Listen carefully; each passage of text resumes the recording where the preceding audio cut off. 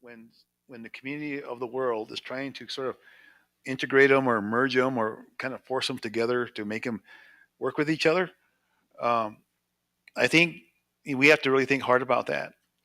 But also, we know that Western science has a role to play in climate because that's one of the primary transmission of knowledge that's happening around the world. So we welcome that today in this conference, and so we have a number of speakers who are going to talk to us about climate from a Western perspective. They're going to talk about climate from a data perspective, and also what's happening with our government. So with that, I wanted to introduce Mr. Doug Cluck. Doug is going to speak about um, the difference between normal and extreme weather, how our climate is changing, and what we should anticipate. Doug is a Central Region Climate Services Director for NOAA, which is the National Oceanic and Atmospheric Administration. Doug's region covers 14 north central U.S. states from Colorado to Michigan. He also serves as a tribal liaison for his office, NOAA NISDIS. So with that, please welcome Doug. Hey, it's the second time I really clap. Thank you very much. Feel like a lounge singer. Thank you, James. James and I go back to about, I don't know, 2008 or so, where we met. I think we met in Kansas City. But he's the reason I'm here. I'll say that, and you can blame him for what I'm going to say. So James will be here to take any blame that I garner. After listening to some of the talks this morning, I went to my last slide, and I wasn't sure I was going to get to this slide because I wanted to show an example, and I wish there were some younger people in here earlier. I don't know where they went, but I wanted to show this poster that was done with Glyphwick. Anybody know what Glyphwick is before I say what it is, other than you? I also know that guy. Great Lakes Indian Fish and Wildlife Commission. Okay, so these are Ojibwe, some Ojibwe people, and NOAA, and we have some Native people that work for NOAA too. Obviously, they have good connections with some tribes, mostly Ojibwe tribes around the Great Lakes. And we went to them and said, "Hey, what about putting a poster together about climate and climate change? Would you entertain that idea?" And they said, "Of course." So they also want to sustain their language, like Nakota people. So we said, well, we want it to be yours. So we worked with this Glyphwick group, Fish and Wildlife Commission, and they had an artist, and I'm sorry I cannot remember her name, something Hart, and I'm sorry I don't remember her first name. She is the artist. This is original art, and it's a poster. This is the front side of the poster, and it does tell a story of their Thunderbirds and when they came, and sort of a little background and a little bit of a history of that. On the other side of the poster is this, and I know it's very hard to read, but it's in English, but there's a lot of Ojibwe language mixed in, and then there's a whole bunch of weather terms here, Ojibwe weather terms, translation, things like that. It's something I'm interested in pursuing with others, and even more with the Ojibwe. There's a whole range of information one could translate, if you will, or use for education. K through 12 outreach. They're very popular posters, so we were giving them away at a climate change meeting up in St. Paul, and we ran out of posters, and that's a good thing. Anyway, I've contacted a couple folks, again, through some people within NOAA at the University of Minnesota who speak Dakota, right? And we're going to try to get something together in this next fiscal year, 2023. I just wanted to let you guys know that because it may be important to you, maybe something we could work on in the future. Always takes a few funds, but and you can get this online. You can get it online. I don't know. I probably will have to find, if someone really wants it and wants to print it out and all that business, let me know. So there you go. But it's a great educational tool. How do I go backwards in this really fast? I could do that. You can see my whole slideshow. So you get so one thing I always try not to do is be overly technical. And I've got who someone said I'm they're a very visual person. So am I, and I just think everybody else is too. So I have a lot of visuals, and I'm trying not to put you to sleep. So if you get tired, ask me a question. Okay, if you start going like this, ask me a question. I appreciate it. We like James and I like people talking to us and talking at us. So talk at me. I'm going to talk. I'm going to talk about climate trends around the world and in the northern plains. I'm even going to talk about outlooks because someone was complaining how dry it is, and it is super dry in this area, but not just here. All the way down through Nebraska, southern plains, and even both sides, east and west. These are just some photos from the summer. And you may know some of these places. The Cedar Canyon fire in Nebraska was kind of a big one. There's just, I mean, this could be anywhere, dried up, and by now it's dried up. I can guarantee you. And then just really bad harvest or bad fields. These are out of Montana. More more more signs of drought, as if you don't know what that looks like. 2020, remember 2020, 2019, how wet it was, how green everything was. That's what it looks like today. Same field. So, what's been happening around the world, right? Again, I know you guys can't see this. I apologize. I should redo this so you can see all these things and make them bigger. Here's the top 10 warmest years globally since 1880. And I should say, I work for a group called the National Centers for Environmental Information. They collect climate information from around the world and they analyze it. And then they try to figure out if it's getting warmer, colder, and what the trend is with everything.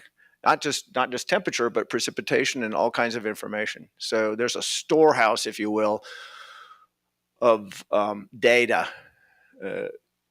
And we're sort of responsible for not only holding it and keeping it and giving it to anybody who wants it, but also analyzing it a little bit. So here's the top 10 years of the warmest it's ever been across the U.S.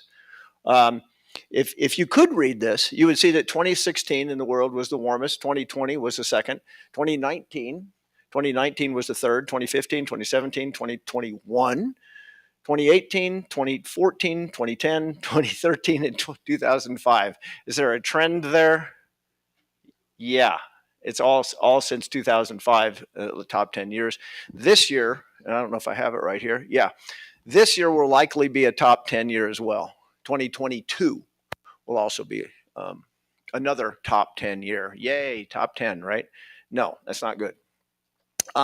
Just some stats.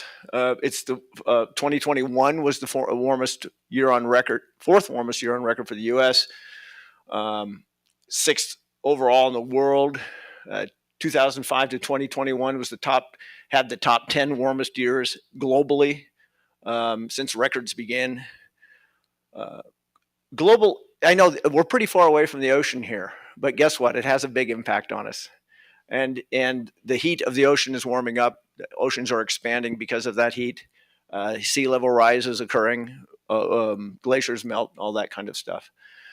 Anyway, just some stats on the world. Here's a chart if you want to look at. Oh, here we go. She was falling asleep. She wants to ask a question. I love it. I don't know how to turn those on. She does.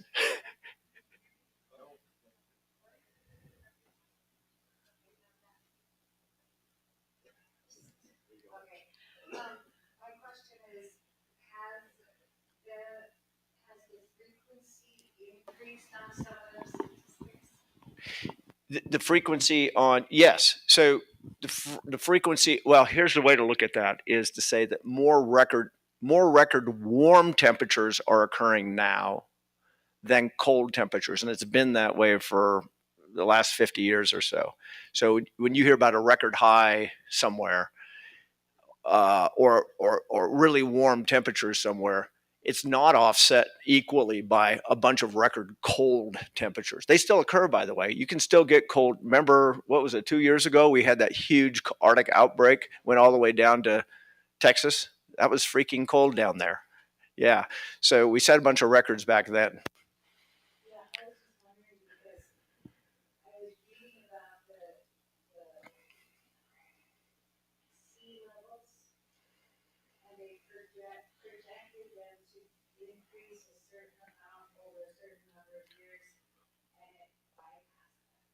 Oh, faster than they had thought it would. Yeah.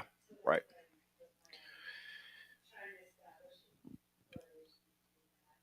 Oh, absolutely. Yeah. No, no doubt. We're, we try to predict these things, but we're not perfect. The science isn't perfect, and you all know that. And I'm not trying to tell you that this is absolute, but this is pretty close. What I'm going to show you is based on data that was taken from thermometers and such, at least the temperature and precipitation data. Here's the record since 1880 in the world. If you combine all the land and ocean temperatures that we have, and this is sort of the zero line, as in we're not getting warmer or colder, it's just average. And you can see that as we go to 2022, and here's where we are in 2022 so far, we've gone up and we've gone up, and you're going to see this when some of the graphs I show. I hope that we're going faster lately, which may be something you've heard too, which is also not good. Oh, okay, I'll do that instead. Well, here's an example of that. If we look at the temperature trends around the world for from 1901 to 2020, which is recent, you see that almost the entire world is covered in this kind of pink color. That all means that we're warmer. It's degrees per Celsius per decade, if you care, but it's all showing that we've warmed up from 1901 to 2020. The entire world is warming, except for a few little teeny spots around the globe like that.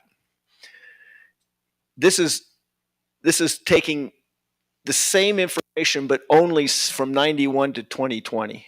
So in the last 30 years, more or less, showing, okay, we've warmed up across the globe over this period. We're warming at a rate of 0.1 to 0.2 degrees Celsius, even more so up here, 0.3, which is quite a bit per decade. That's every 10 years we warm up that much, right? In the last 30 years, we're going up 0.6 degrees Celsius, which is like a degree every 10 years. And that's across the northern parts of the U.S. or northern part of North America and Asia down into Central Asia and places like that. So the degree of warming is greater over the last 30 years. So it's been going up. Now it's going up more, faster. Okay. Globally. All right. Not necessarily in your backyard. Okay.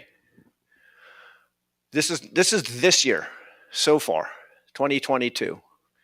And generally, it's been warmer than normal across North America, right, where we live. But other places have been record warmest. Wherever this dark red stuff is, it's never been warmer than that before. But here we see cooler than normal temperatures. Why is that? Anybody know?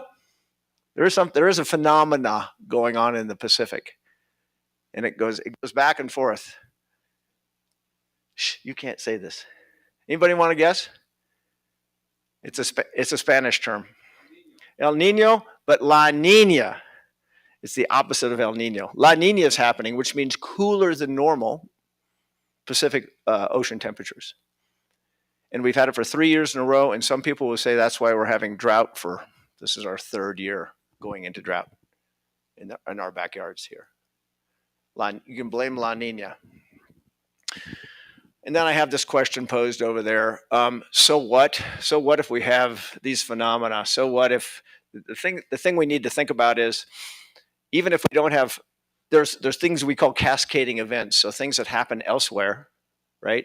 Things that happen elsewhere do impact us. We know this, right? Smoke in California smoke in Canada? Does it ever smoke in Wyoming? Does it ever affect us here or in South Dakota anywhere or North Dakota? Yes, it makes our air quality bad. That's one cascading effect. What about agriculture? Do prices go up because corn doesn't grow as well or soybeans? Absolutely. Those are cascade effects from migration of people, animals, plants. Yeah, it happens all the time. There's armadillos in Kansas City. Armadillos. It doesn't make sense. Are there armadillos here yet? No, they're coming. Are there armadillos in South Dakota? Anybody ever seen one? They're coming. They're coming. It's funny. It's kind of funny, I guess. There's all kinds of, we've had supply chain issues. Some of those are caused by climate issues, climate change. And then, of course, wars like what's going on in Ukraine, which may also have connections to changes in climates. Anyway, I don't want to belabor that point too much. Here are some of the changing climate conditions around the world that contribute to extremes. So losing Arctic sea ice, you've heard that before. We don't have as much sea ice as we used to. Sea surface temperatures rising, heat, generally oceans warming, sea level going up, temperatures over land, humidity going up, snow going down, temperatures in the lower atmosphere going up, glaciers retreating, etc. Those are just examples of all things that are climate related. And this graph, I'm shifting from global now to US. This shows the 10 hottest years on record in the US. Here's 2021. That was last year. I'm not sure. What's it say here? I'm not sure where we're going to come in this year. But I can tell you that in September, you thought September was warm, and into October was pretty warm.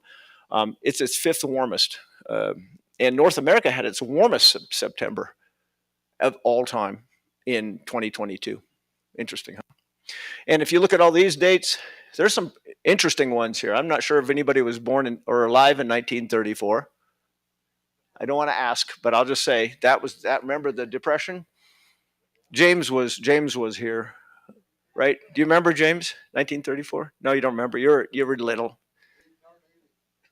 But here's some other years. The warmest U.S. was 2012. 2012. Remember how hot and dry that year was. 2016, 2017, 2021, 2015, 2020, 2006, 98, 34, and 99. So there's 1 year in the U.S. This is lower 48, by the way, not the whole U.S. Yes, sir. Does that correlate with the hurricanes and stuff? So I would say it probably correlates with some of the number of hurricanes. Is that what you're kind of saying? Sometimes it does. Sometimes it does. Sometimes it doesn't. And hurricanes are tricky when it comes to climate change. Is it causing more of them? Not necessarily. Is it causing stronger ones? That's the question that we're trying to figure out. So what was this one that just hit? Ian, right? Ian really got strong right before it hit the coast. It was strong out in the ocean, but then it really went up right before it hit. So the other thing is we have deniers.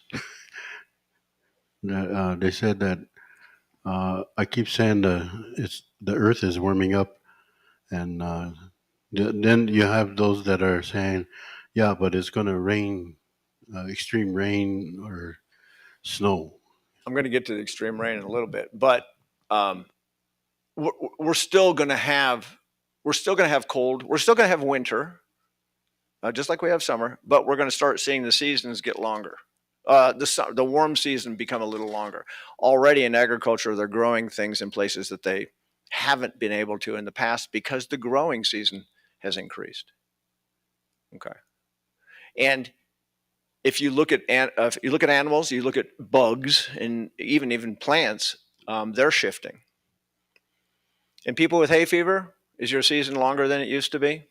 If you sneeze all the time, and yeah, those are some indications that you want that first freeze. Come on, freeze, because it knocks it down and you feel better. So I understand that. So there are health impacts, definitely. that go along with a longer growing season and climate change. No two ways about it. As well as forest fire and the smoke and water, air quality and all that stuff.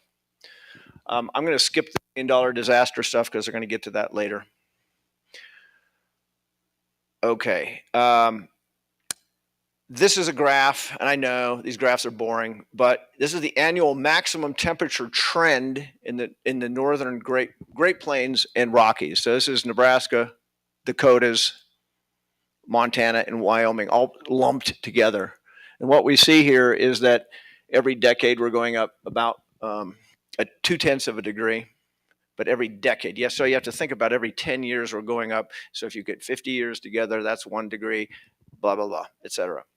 The other thing I wanted to show you was, what did I do? There's 2 different things. Oh, yeah. So this is looking at the entire period of record back to in this case, 1895 to today. That's the trend. But if we look at just from about 1990 to now, you've doubled the rate of heat, doubled the rate of heating. So it's actually warming up faster than it used to. The trend went from like this to like this. So it's warming up more quickly.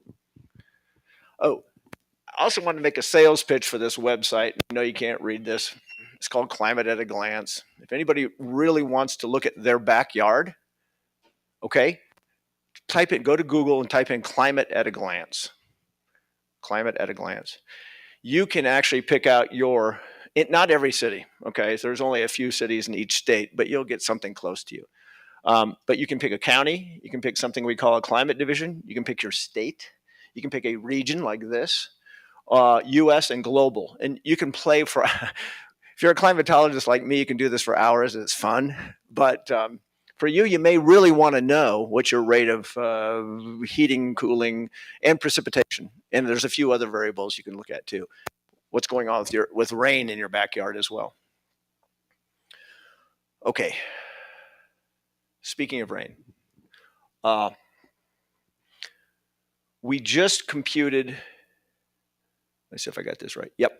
We just computed the latest 30-year averages, normals. We call them normals. Okay. So the normal temperature, the normal precipitation for your, and if you watch TV meteorology, they say the normal today, and probably today the normal high is 60 here, I'll say. And that's about what it's going to be, actually. It's a very normal day. But we recompute them every 10 years. So every 10 years, we move the period of analysis, if you will, 10 years. So this is 1991 to 2020. We'll do it again, and we'll do this again at 2030 in that time. We'll recompute these. A lot of businesses, a lot of meteorologists like to look at this and figure out what is normal, right? We hardly ever hit normal, by the way. But if you compare normal precipitation, if you compare, this is precipitation. So 1991 to 2020 minus the last century. This is what you see. What does this mean? This is rain or precipitation, snow and rain, everything mixed together. All these areas with green, dark green especially, in through South Dakota and the upper plains and Midwest, everywhere that's green shows that the last 30 years have been wetter. 30 years as a whole have been wetter. Now, again, that ended in 2020, and you know what happened in 18 and 19, and to some degree in 2020. It was very wet. This is the temperature map for the same thing. Last 30 years compared to the last century. Everywhere it's red, warmer. And, once you get to the dark red, it's over a degree, over a degree Fahrenheit warmer. So, and that's compared to the last century. And drier where they don't want to be drier in the desert, right? Wetter where I guess we do sort of want to be wetter, but we don't want it all in 1 year like we've had it. Okay. This is going back to 1901 to 1930 and then moving 10 years at a time. This is a little bit technical, so bear with me here. This is 1900 to 1930. Here's 1911 to 1940, et cetera. So we're moving through time on the top, moving through time up till now. This is temperature. Again, blue is cool, red is warm. Do you see a trend? Especially as we get to the latter half of our analysis time. Warmer, right? You're seeing more and more warmth building into the each of these charts. Also, whoops, you can look at precipitation in the same way. Again, 30-year chunks, looking at 30-year chunks compared, this is all compared to the same thing, by the way. 30-year chunks of 1901 to 1930, all the way up to 1991 to 2020. Do you see a pattern there as we move from 51 to 80, 61 to 90, 71 to 2000, 81 to 2010? Certain areas are getting wetter, certain areas are getting drier. This doesn't mean this is going to stay this way because we're here now. It doesn't mean we're going to stay that way at all. We could be some other shape, but it's probably going to be similar in a lot of ways. Okay.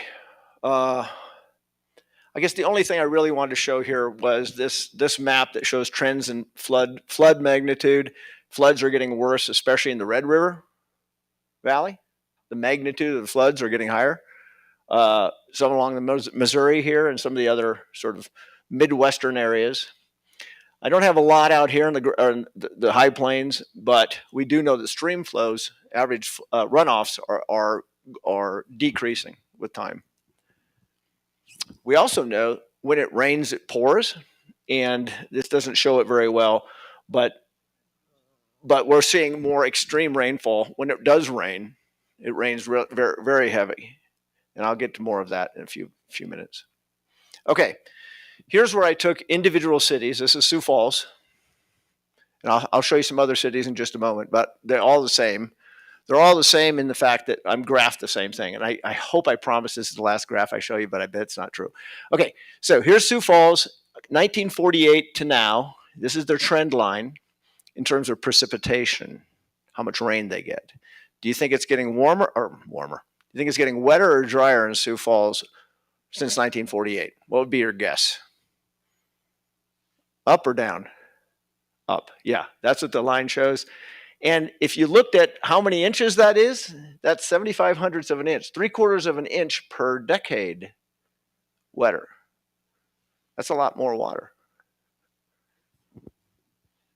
Does it ever flood on the Big Sioux, Little Sioux rivers? Yeah, a lot. James, Vermilion, all those rivers on the eastern part. Yep. Often. Here is, I got to look close too. I can hardly read it. Here's Rapid City. Here's Rapid City. Generally wetter, like I said. This is showing about a third of an inch increase every decade since about 1948. And there is Bismarck. Anybody interested in Bismarck? You can, by the way, all these graphs I'm showing up here, you can find them yourself. Again, at that Climate at a Glance place. Now, is it true everywhere? Here's Sheridan, Wyoming. It's actually a small decrease. Now, it's almost negligible. It's about 1/10 of an inch downwards, drier. Here's, this is the whole northern, yeah. Okay, so there's Sheridan, Wyoming. I also looked at Lander and Billings. They're also on a downward trend in terms of precipitation, total for the year.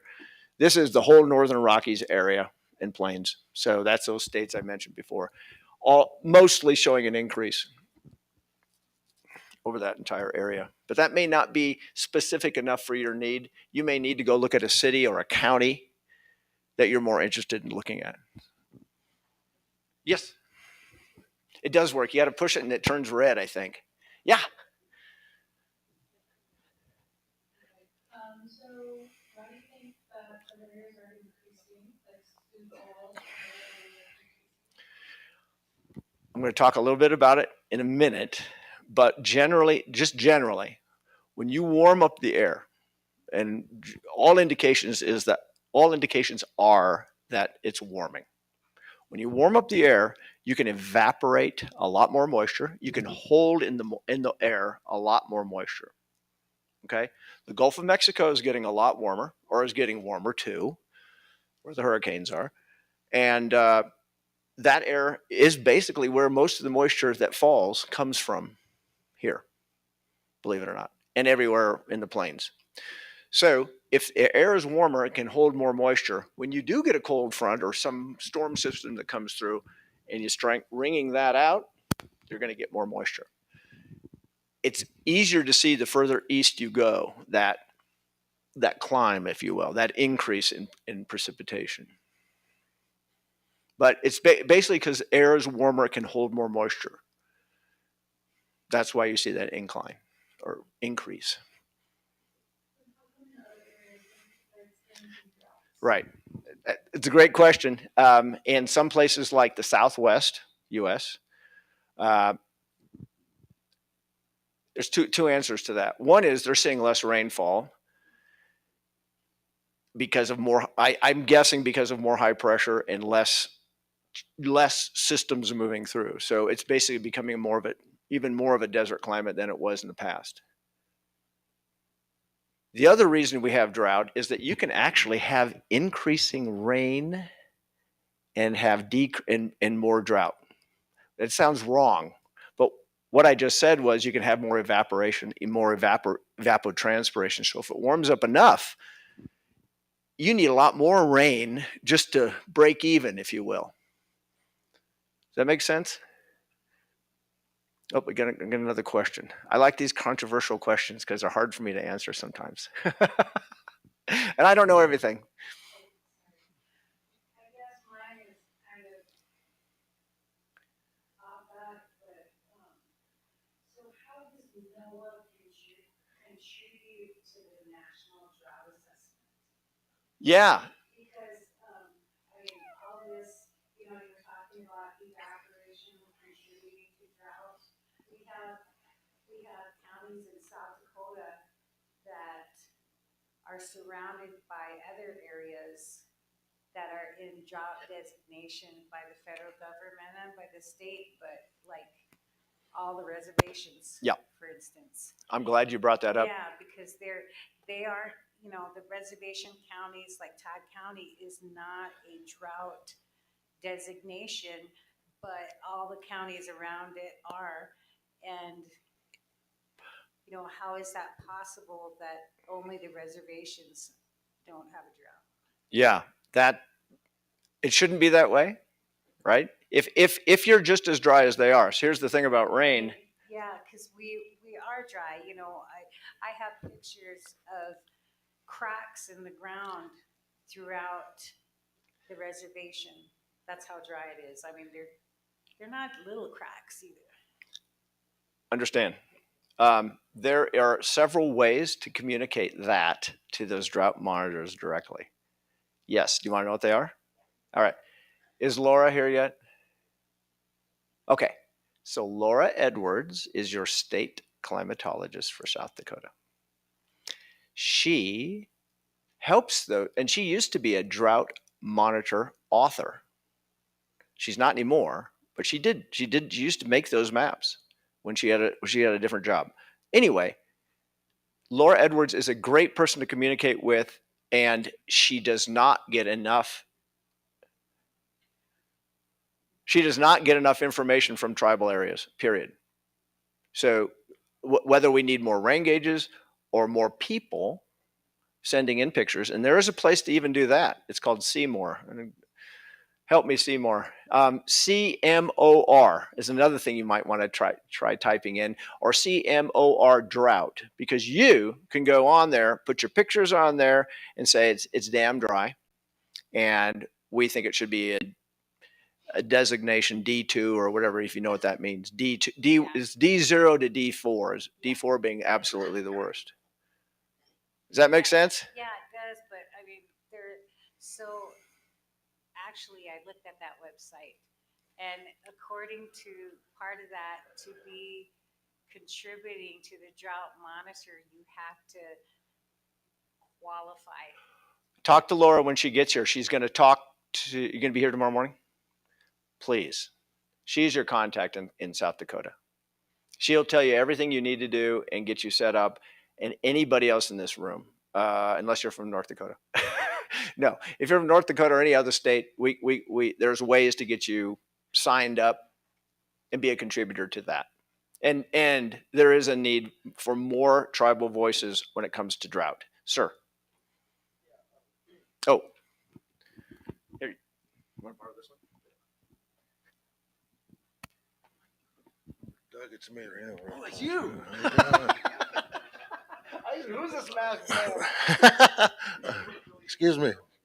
But you know what, Paula, on your question about with the tribe and us having drought declarations all around us, and then the tribes are a sovereign nation, so we don't get declared by the state. So that's what happened with us at the Oglala Sioux tribe these past few years, where everyone around us, all the state counties got it, but we didn't get it. So we come together this year. We worked with Nathan Edwards. We're getting them together now. What we're looking at is getting all this data together, because we have to do a tribal declaration where we're not going to be looking for the state dollar or the state assistance.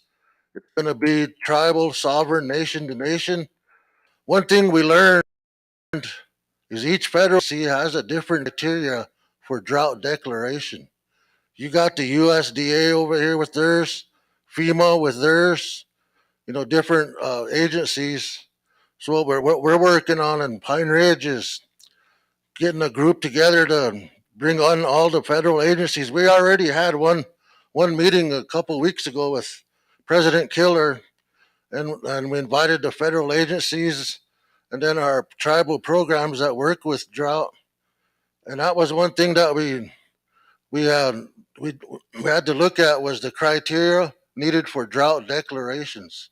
So right now we're trying to do our strategies for drought and climate change, and because we noticed that in Pine Ridge, where right now we are in part of our reservations in extreme drought. So we need to look at getting the drought. We have an Oglala Sioux tribe approved ordinance drought adaptation plan, and I think Rosebud has one too, because we get our BIA assistance from grants on climate change grants, but we work together as the Great Plains Tribal Water Alliance, and we work together on that. So, but Rosebud's kind of been more advanced in working in this too. But right now, what we're looking at is strategies for drought declaration, fire, agriculture, domestic, wildlife, ranching, taking all that into consideration. But then again, who is going to be our assistants? Who's going to be? Are we going to be using the drought monitors for FEMA? Are we going to be using agriculture for USDA? Are we going to be using different this data that we're getting to acquire some assistance? And then we're looking at an action plan. We got an adaptation plan that we identified our issues with drought, but then again, what are we going to do about it? So that's like an emergency response plan. So we're working on that too. But thank you, Doug. Oh. Okay. Here I go. Oh, you got a microphone. Okay, good.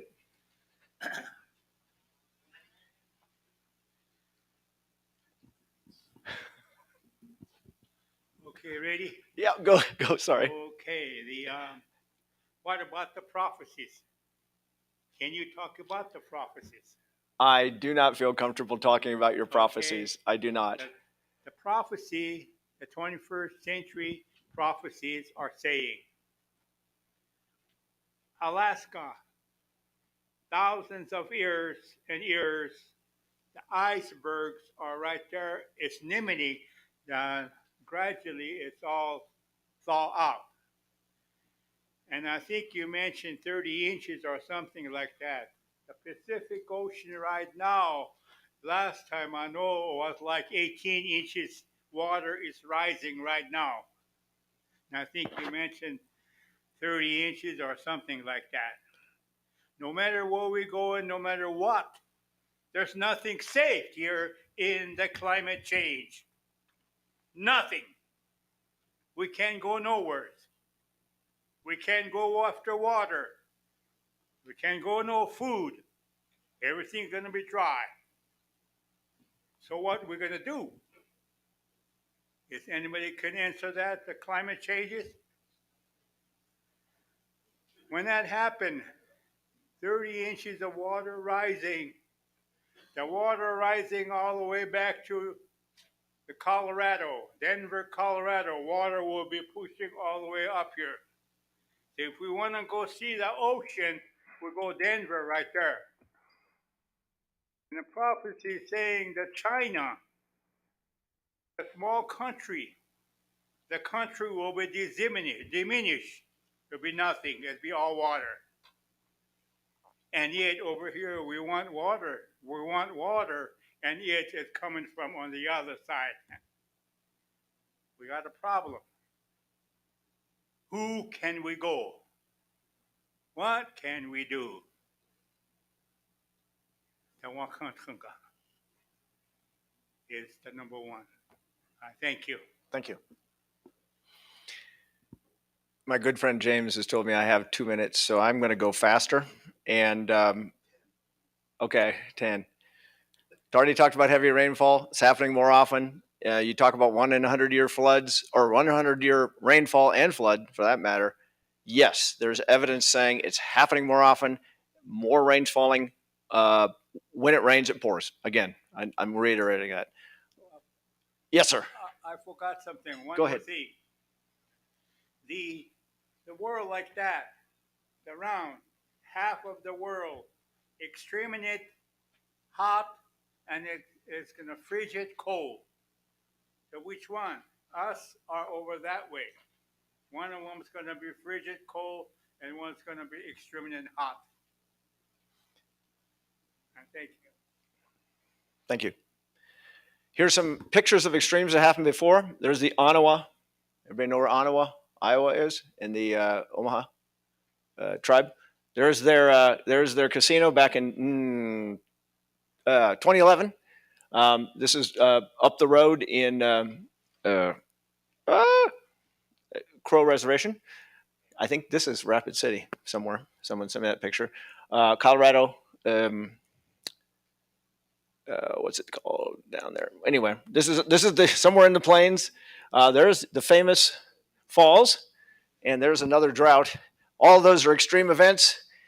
There's one thing you guys have been asking me all the time here, or been asking me over and over again, and this is sort of important. So when this is our normal climate, okay, and we shift towards warm, if we shift our climate towards warm, we have more chances, more probability of getting this extreme heat than we used to. That's what's going on. We have better chances. Doesn't mean every hot event is because of climate change, but it does mean we have a better chance of seeing 110 degrees in Seattle like we did last year. Same with precipitation. We're shifting this curve. We're shifting it so that we're getting less of these very light precipitation events and more heavy. But it could only be 1 or 2%, but it makes a huge difference around the world and anywhere. All right. $1 billion disasters, something we have every day, right? Not yet. So here's some numbers, okay? And I know you can't read this. I'm just going to cut to the chase and get to the update because these numbers have been updated slightly.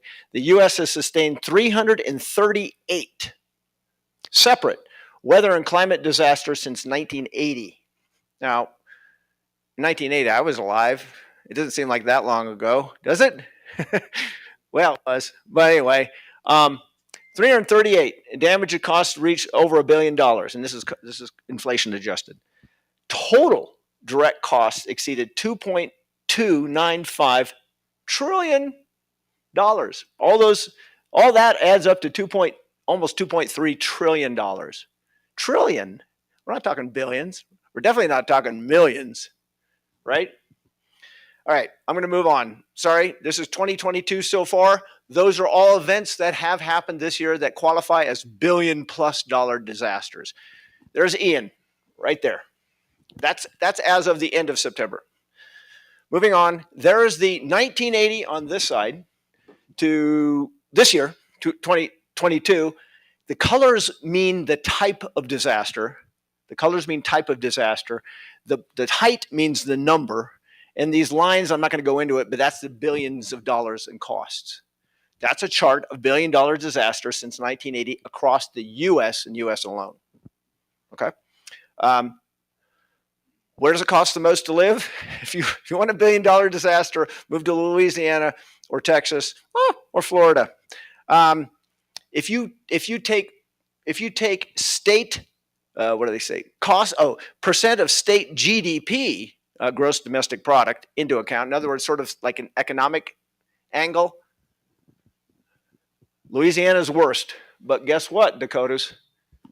You get your fair share of billion-dollar disasters based on your state's gross domestic product. So in other words, if you look at this map, if you look at this map, you're saying, oh, the disasters are down along the Gulf Coast. Absolutely.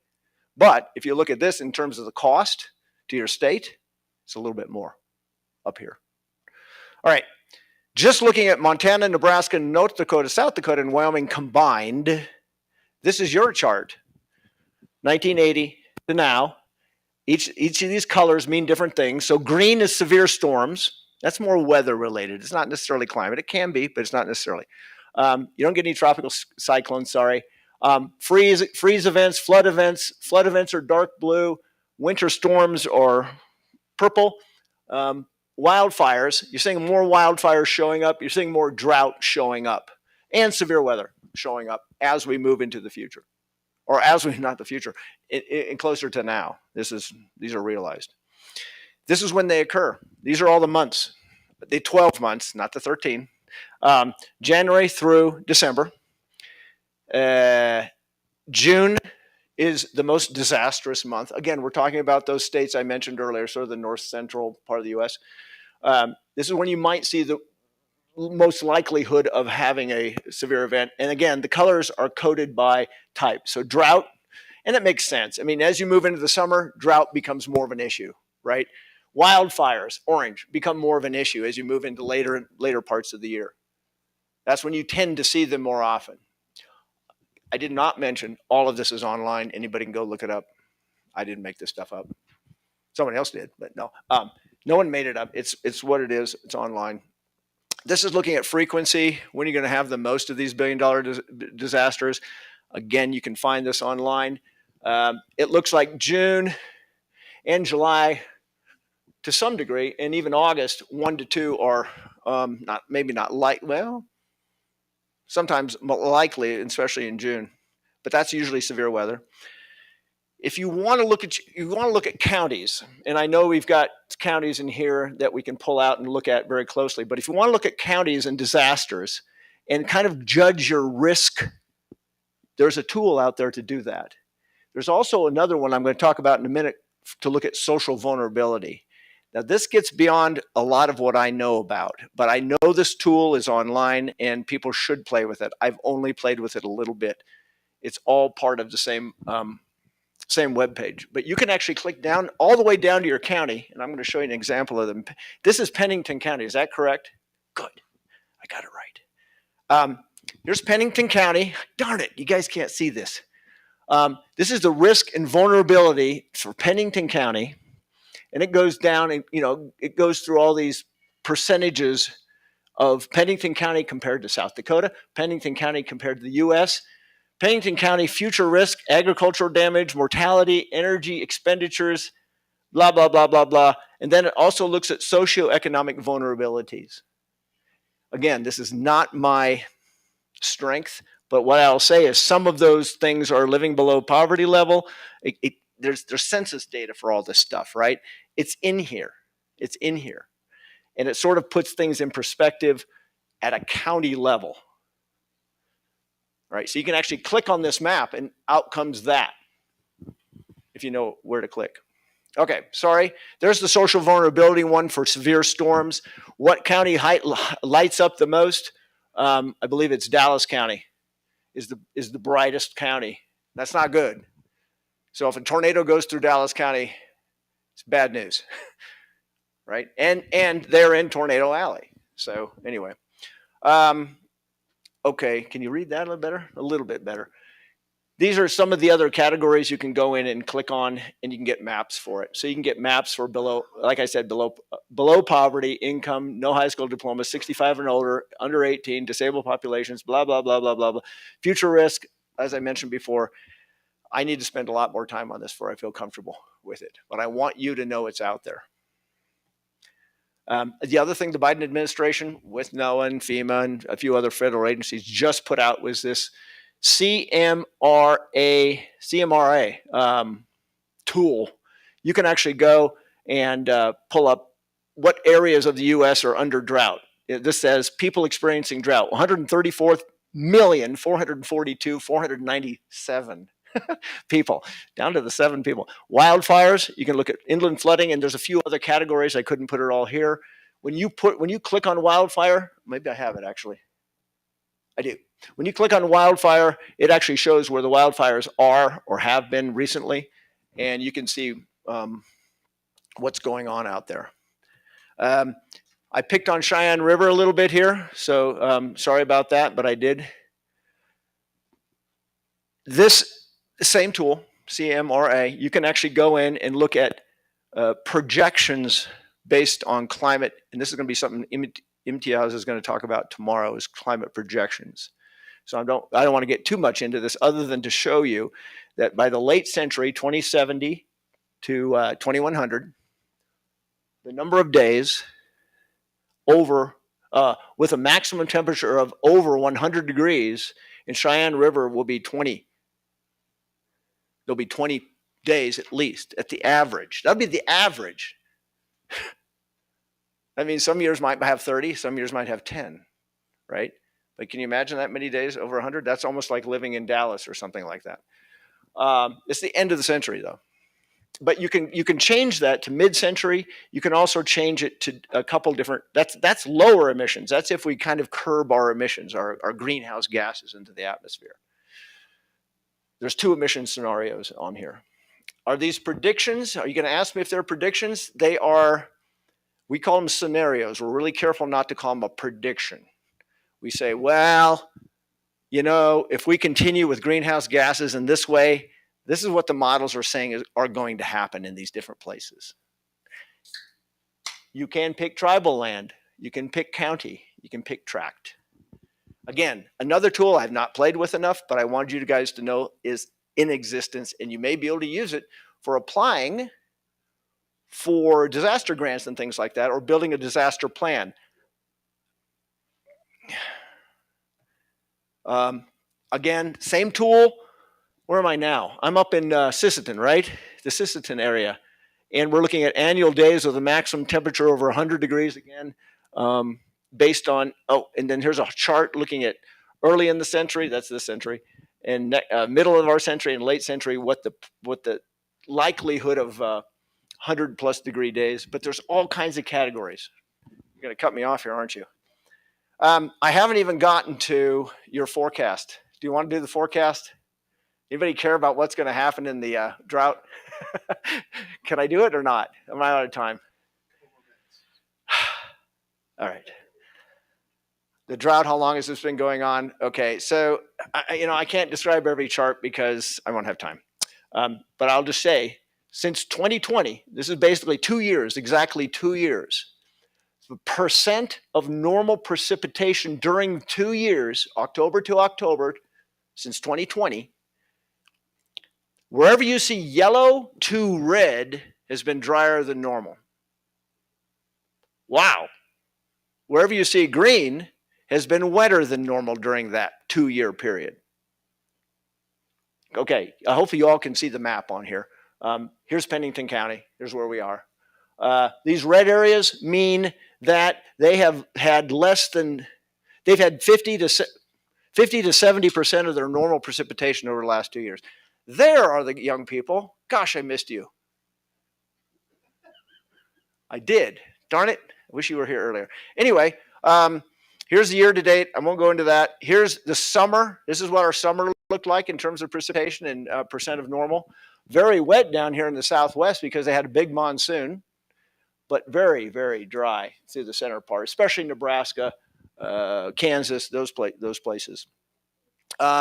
Temperatures above normal, as you all know. Yeah, come on up here. Come on up here. It's great. There's plenty of seats. Plenty of seats. A lot of evapotranspiration, which we mentioned earlier. So not only is it dry, but it's warmer. You're losing a lot more water faster. It's a double-edged sword when it comes to drought, as you all know. Anybody in agriculture definitely knows that. There's a department. That's the summer. This is the way the summers looked. Very warm. Sorry, it's 2 to 4, even one place 6 degrees above normal for the entire summer. Is a lot. I won't go into the national rankings. September, okay, September. Stream flow conditions across the U.S. Wherever it's brown, it's bad. So a lot of your streams are down below what they should be, and this is the lowest time of year for most streams. You know, most of the time, most years, this is when streams hit their lowest level. So when you see it below normal, you're in trouble. We're in trouble. This is just looking at topsoil moisture. This is this year. What percent of the U.S. is short in topsoil moisture? It's a record, by the way. But they haven't been doing it for that long. But still, we're way above normal in terms of drought across the entire U.S. Again, if you want to read a chart, that's topsoil moisture. Soil moisture, these are soil moisture indicators. Everywhere that you see these colors, it's bad and not getting much better. Okay, there's your drought outlook or drought monitor someone mentioned earlier. So, and yes, right there you are, Rito. D3, which is 1 in every 25-year drought, if I remember my statistics right. To get to D4, you have to be 1 in 50 years, so it has to be super dry. But that's a lot of D3 and D4. That's dry, very, very, very dry. And really, the whole area is bad. Okay, that's a change in the last 52 weeks. I'm going to skip over that. I'm going to get to your forecast as best I can here. Here's the next 7 days of accumulated rainfall or precipitation. Next 7 days, all added together, how much would it rain? Actually, there's a newer chart out. I didn't put it up here because I didn't have time, but it shows more precipitation here. I'm sorry, this area is not winning when it comes to getting a lot of rain. But I will say the snow is going to begin. You'll start getting some snow in the upper elevations. That's what it looks like to me. It does look like we're shifting into a little bit of a wetter pattern, which is good. Here's the week 2 outlook of October through the end of October. We're looking at a lot of cooler temperatures off to the west. That includes you guys, but also wetter across the nation. So that's all good. This is all good. Actually, you got to get the cold in to get the rain. We're in a La Nina pattern. I won't go into a lot of detail about that, except to say, here's the October outlook, looking for above normal temperatures. That's been pretty much right. Here's the precipitation outlook for October, below normal for much of the area. Here's the outlook for October, November, December. Temperatures being above normal except to the north. And then the precip. There's not a lot we can say about precipitation except better probabilities for below normal precipitation to the end of the year. Above starting to show up. That is a La Nina signature. I know that doesn't mean anything to anybody at the moment, but when we move into December, January, and February, below normal temperatures is more likely in the northern tier of states, and warmer conditions to the south. In terms of precipitation, better chances for the mountains and portions of the Northwest to get more rainfall. I'm going to skip ahead and go through. I had some great places. So I had all of the places where you could go, links, and I hope I can send this to somebody and you can make it available to anybody who wants it. Nobody probably does, but I want to show the young people something real quick. Is that okay? I want to show you this poster that was made through K through 12. This is not in Lakota language, but it's in Ojibwe. And it's a climate poster that we worked with the Great Lakes Indian Fish and Wildlife Commission to do. This tells a story that I don't know, but I'll just say it involves their Thunderbird tradition. And on the back of this poster, that's the big poster. You can hang it on your wall. It's really cool. This is original art done by a native person up there, Ojibwe. On the back, though, is all this really cool science stuff. So Ojibwe weather terms, thunderbirds, fog, humid, and I'm not going to try to pronounce the indigenous name, but it's all there, all the names, and talking about how the language is related to climate and weather, basically. Okay, that's all I really had to show. There, I got to stop. Well, thank you, Doug. And I know, one of the things that I got from that presentation was a human or cultural impact of climate change. And I think I want to thank the community here, particularly Mr. Broken Nose, when he talks about the importance of what do we do, and that this is serious, and that's why we're here today. We're not here just to show things, but to how do we organize ourselves as the Oceti Sakowin to address issues like Doug Shaw. And I really appreciate Doug. Thank you, Doug. Let's give Doug a warm hand of applause. It's applause for bad news. No, so really, the other thing I really wanted to say is there's a lot of depth and detail to a lot of what I showed here. I don't want to make promises I can't keep, but I do want to say if you have a great interest, if your tribe, you individually, your school, your college, university wants more information on any of these things, a better translation than I did, let James know, let me know, let some of the leader folks know these things, and we'll try to help you. There's several people in the room that can help us with these things. Syed, go. Yeah, hey Doug, you know what? I just want to make a little comment that Rosebud has a mezzanine station that we have installed in conjunction with South Dakota State University. And we'd like to, disseminate this information that the weather station provides information both in English and. Oh, that's right. So, yeah, if you click on that, you can get both in English and then if I may, Doug, please before you leave, it's great to have all this great information from NOAA and from drought monitor and all that. But at the end of the day, it is the local information. You know what? Whatever we are doing on Rosebud Reservation to determine the water table fluctuation and the river flows of the Little White River and the Kiapar River and how they are responding to drought is what is critical to the tribe. Like I said, that these information from NOAA and drought are terrific. But locally, we have to make sure that we get this information and we implement to benefit the tribes. And the last thing, if I may, you have not quite talked about these reservoirs. Lake Mead, Lake Powell, they're all going dry, right? What is happening to Lake Wahi, for instance? The water table has come down, and the water elevation has come down to about 1,560 feet. And I'm just wondering if it keeps on going down, it can have tremendous impact on Indian water rights. And we need to consider these kind of things to make sure that we don't fall through the cracks. Amen, brother. Okay. Well, thank you, Syed, for those remarks, and we'll keep moving along. We have a full agenda today, so I appreciate everybody's patience and also the presenters. Our next presenter will be Andrea A. Carmen. Change is coming, change is here. Andrea is Executive Director of the International Indian Treaty Council. From 2010 to 2018, she was a member of the Indigenous Peoples Global Steering Committee for coordination of work at the UN Framework Convention on Climate Change. In 2022, Andrea accepted the invitation to become a member of the Global Steering Committee on the newly formed IUCN Climate Crises Commission. So Andrea is also, her organization is also a sponsor of this gathering today. So I want to thank you, Andrea, and welcome. Chokutesia, Leosim Chaniabo, Mawayaim.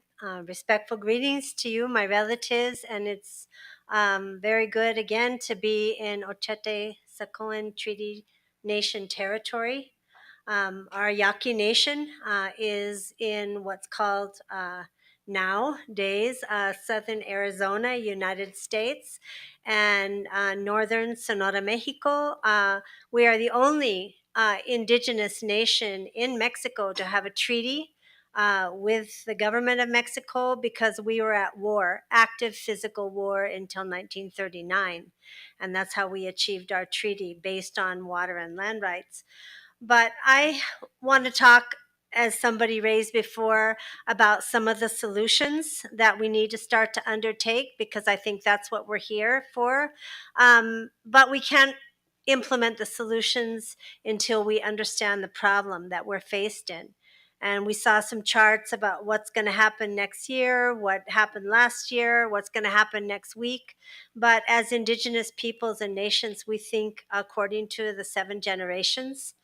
And I am firmly convinced that even though our ancestors left us prophecies about what would happen to the human family, as they call it at the United Nations, what would happen to our nations and the human beings as a species if we didn't live in accordance with our teachings.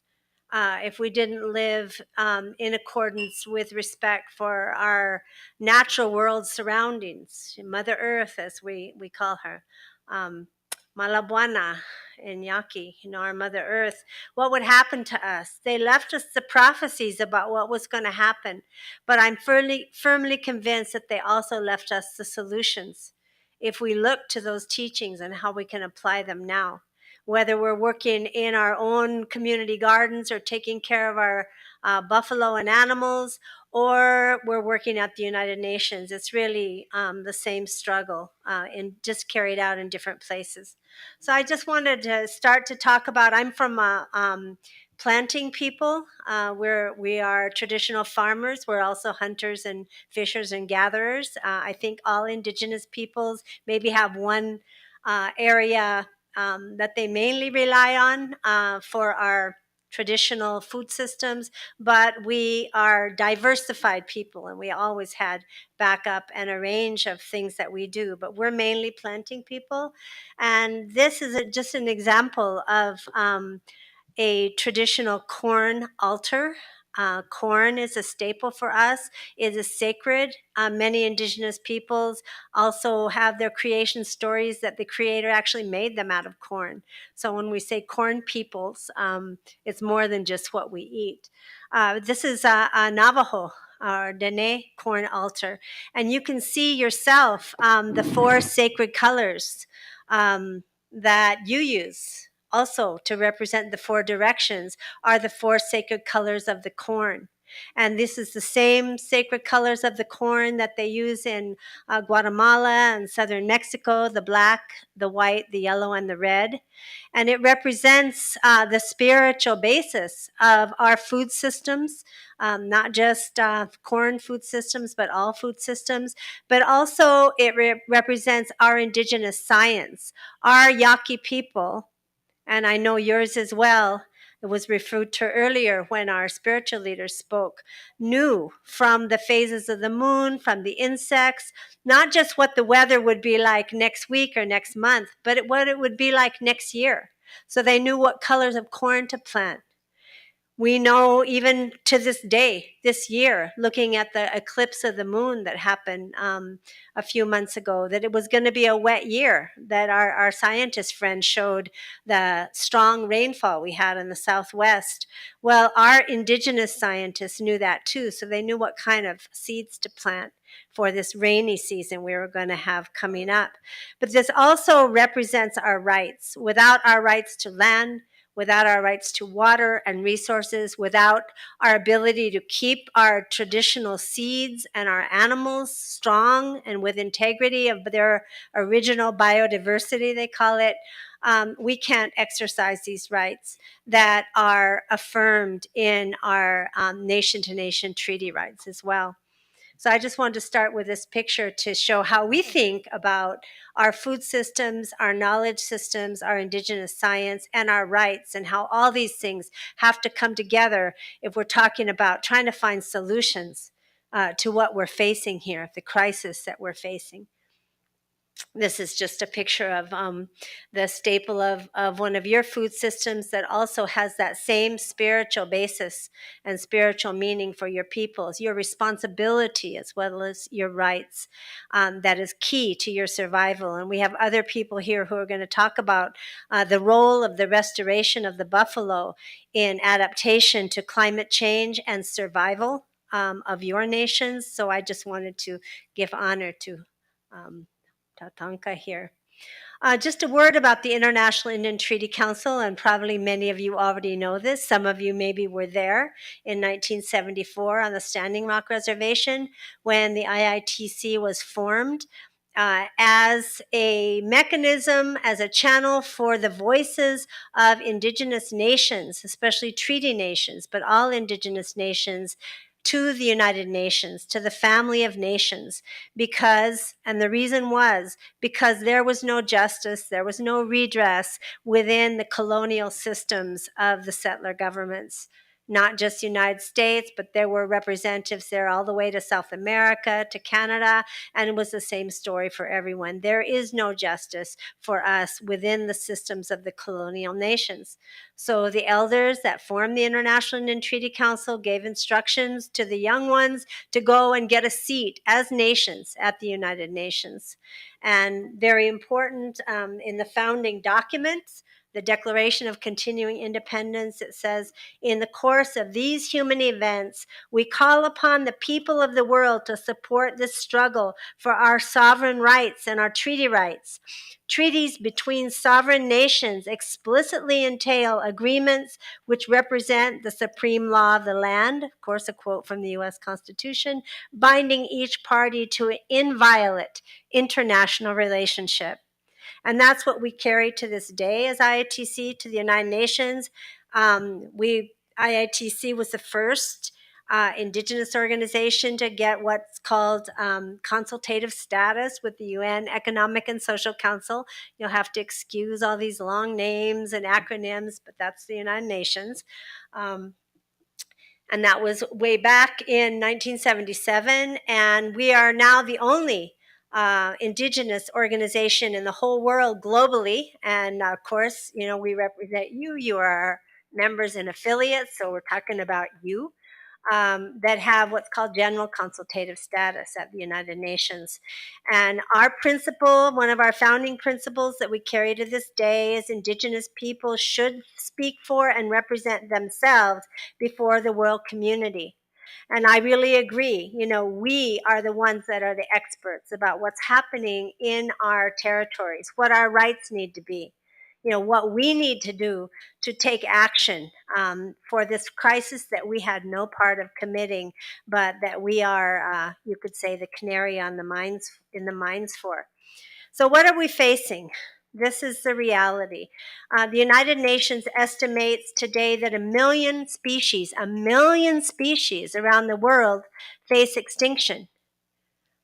And many of those species are vital to the nutrition, to the food systems, to the cultures and spiritualities and the ceremonies of Indigenous peoples, like this picture of the California salmon that is not expected to survive past the end of this century because of the rising temperatures. Small rising temperatures have a big effect on salmon and many, many other species, including human beings. Let's think about that. Are we on that list? Our spiritual leaders talked about that today. The earth will continue, but some of the species maybe are not necessarily, you know, on that survival list. And it's really up to us if we're on that list. I just want to give one picture. This is from my yard. This is the Sonora desert toad. It's a venomous toad. It has glands that secrete a poison.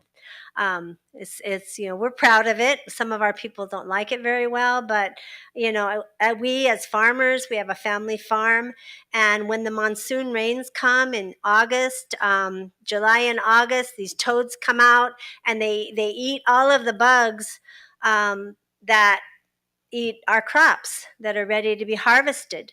But a couple years ago, the rain came, but it didn't come at the right time. And we're seeing that too. Maybe rains are coming on our charts. It still shows, the rainfall for the year. But if it doesn't come at the right time, it can knock the buds off of the cactus and the trees that are blooming. And in this case, the toads thought that it was time to come out, and then it got hot and dry again, and they all died off.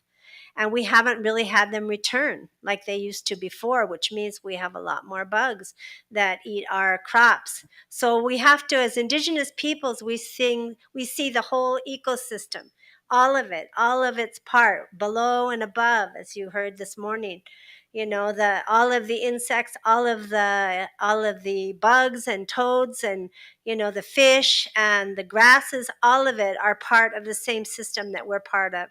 So that's a difference in the way that we as indigenous people see this problem. Even before COVID, even before the heating up in the last couple years, many of our reservations are already known as food deserts. This is just a couple of pictures. The second largest land-based tribe in the United States is our neighbor, the Tohono, and they have a land base as large as the state of Connecticut. They have one grocery store on it, and it's owned by non-natives.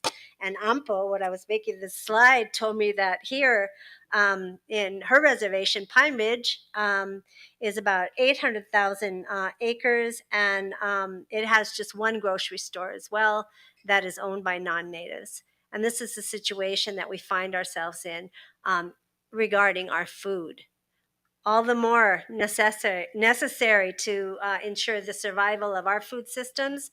2020 was the hottest, driest year ever recorded in Tucson, Arizona, in the northern Sonora Desert. This is our land. This is a natural plant that we use for food and medicine, cures diabetes. It's a nopal cactus. And even the natural nopal cactus that are indigenous to there were wilting during this heat wave that we were facing. So back in 1977, when we talk about our rights, and who is that young man, right, kind of in the middle? He's supposed to be here, Bill Means. Maybe he's going to walk in the middle of this. But we had the first conference at the United Nations of Indigenous Peoples, and this is a picture of it. The first time in ever that Indigenous peoples actually entered into the United Nations. And one of the things that they called on the UN to do is to create a standard, a human rights standard that will recognize our collective rights. And that finally happened 30 years later. Do the math, 30 years later, we got the UN Declaration on the Rights of Indigenous Peoples adopted at the General Assembly. And the reason it took so long is there had never been a UN document that recognized collective rights. Our rights to our land, to our spirituality, to our water, to our language, to all the things that make us who we are not individual rights. Or if they're individual because we're part of our peoples, our nations. It's the minimum standard, it says, for the survival, dignity, and well-being of the indigenous peoples of the world. And what does that mean? It means the UN Declaration is not perfect. It's not everything we wanted. It was adopted by the United Nations with our support. There's a few things in it that maybe we didn't want, but it is the floor. It's not the ceiling, but it's the floor. It's a floor we didn't have to stand on before. So when we go to talk about our rights at the Climate Change Convention or anywhere else, that is the least we can take. We will not go below the minimum. And I hope none of you do too, whether you're dealing with your local school board or you're dealing with the state of South Dakota or the United States government. This is the minimum that you can accept. And it recognizes our right to food, the right to be secure in our own means of subsistence, whether that's fishing, hunting, farming, gathering. It recognizes, this is probably the hardest fought article, Article 26, in all those years. We have the right to the lands, territories, and resources which we traditionally owned, occupied, or otherwise used or acquired. Not the reservations, but our original traditional lands, resources, water, seeds. It gives us the right to free, prior, and informed consent before any form of development is carried out on our land. Of course, these are the Standing Rock water protectors. I'm not saying these rights are upheld, but these are the rights that even the United States has agreed to. So the fact that you know what those rights are is going to make a difference in any negotiations that you're in. Consent, we kept reminding them because they didn't want to agree with consent. They said consultation, that's what we agreed to. Consultation's a meeting, it's not a right. Consent, the right to say yes or no, is the right that is now recognized as the international minimum standard. And we kept reminding them they already agreed to these rights legally. Consent is a treaty right. It's in the Article 16 of the Fort Laramie Treaty of 1868. Consent, not consultation. Don't let them talk to you about consultation, please. That's a meeting. We'll talk to each other. Consent is your right. We have the right to determine the priorities and strategies for the development of our lands and resources. Development isn't the same as extraction. It's not the same as exploitation. All cultures develop through trade with each other, that somebody mentioned, or trade with settlers, with our right to self-determination as the basis of it. We have the right in the UN Declaration to the environmental protection and productive capacity of our lands. And I'm just highlighting these few articles because these are rights that are directly threatened and undermined by climate change. When we work at the United Nations, we have been able to achieve the recognition of our traditional knowledge and practices as key to discussions on climate change. Article 31 talks about that right.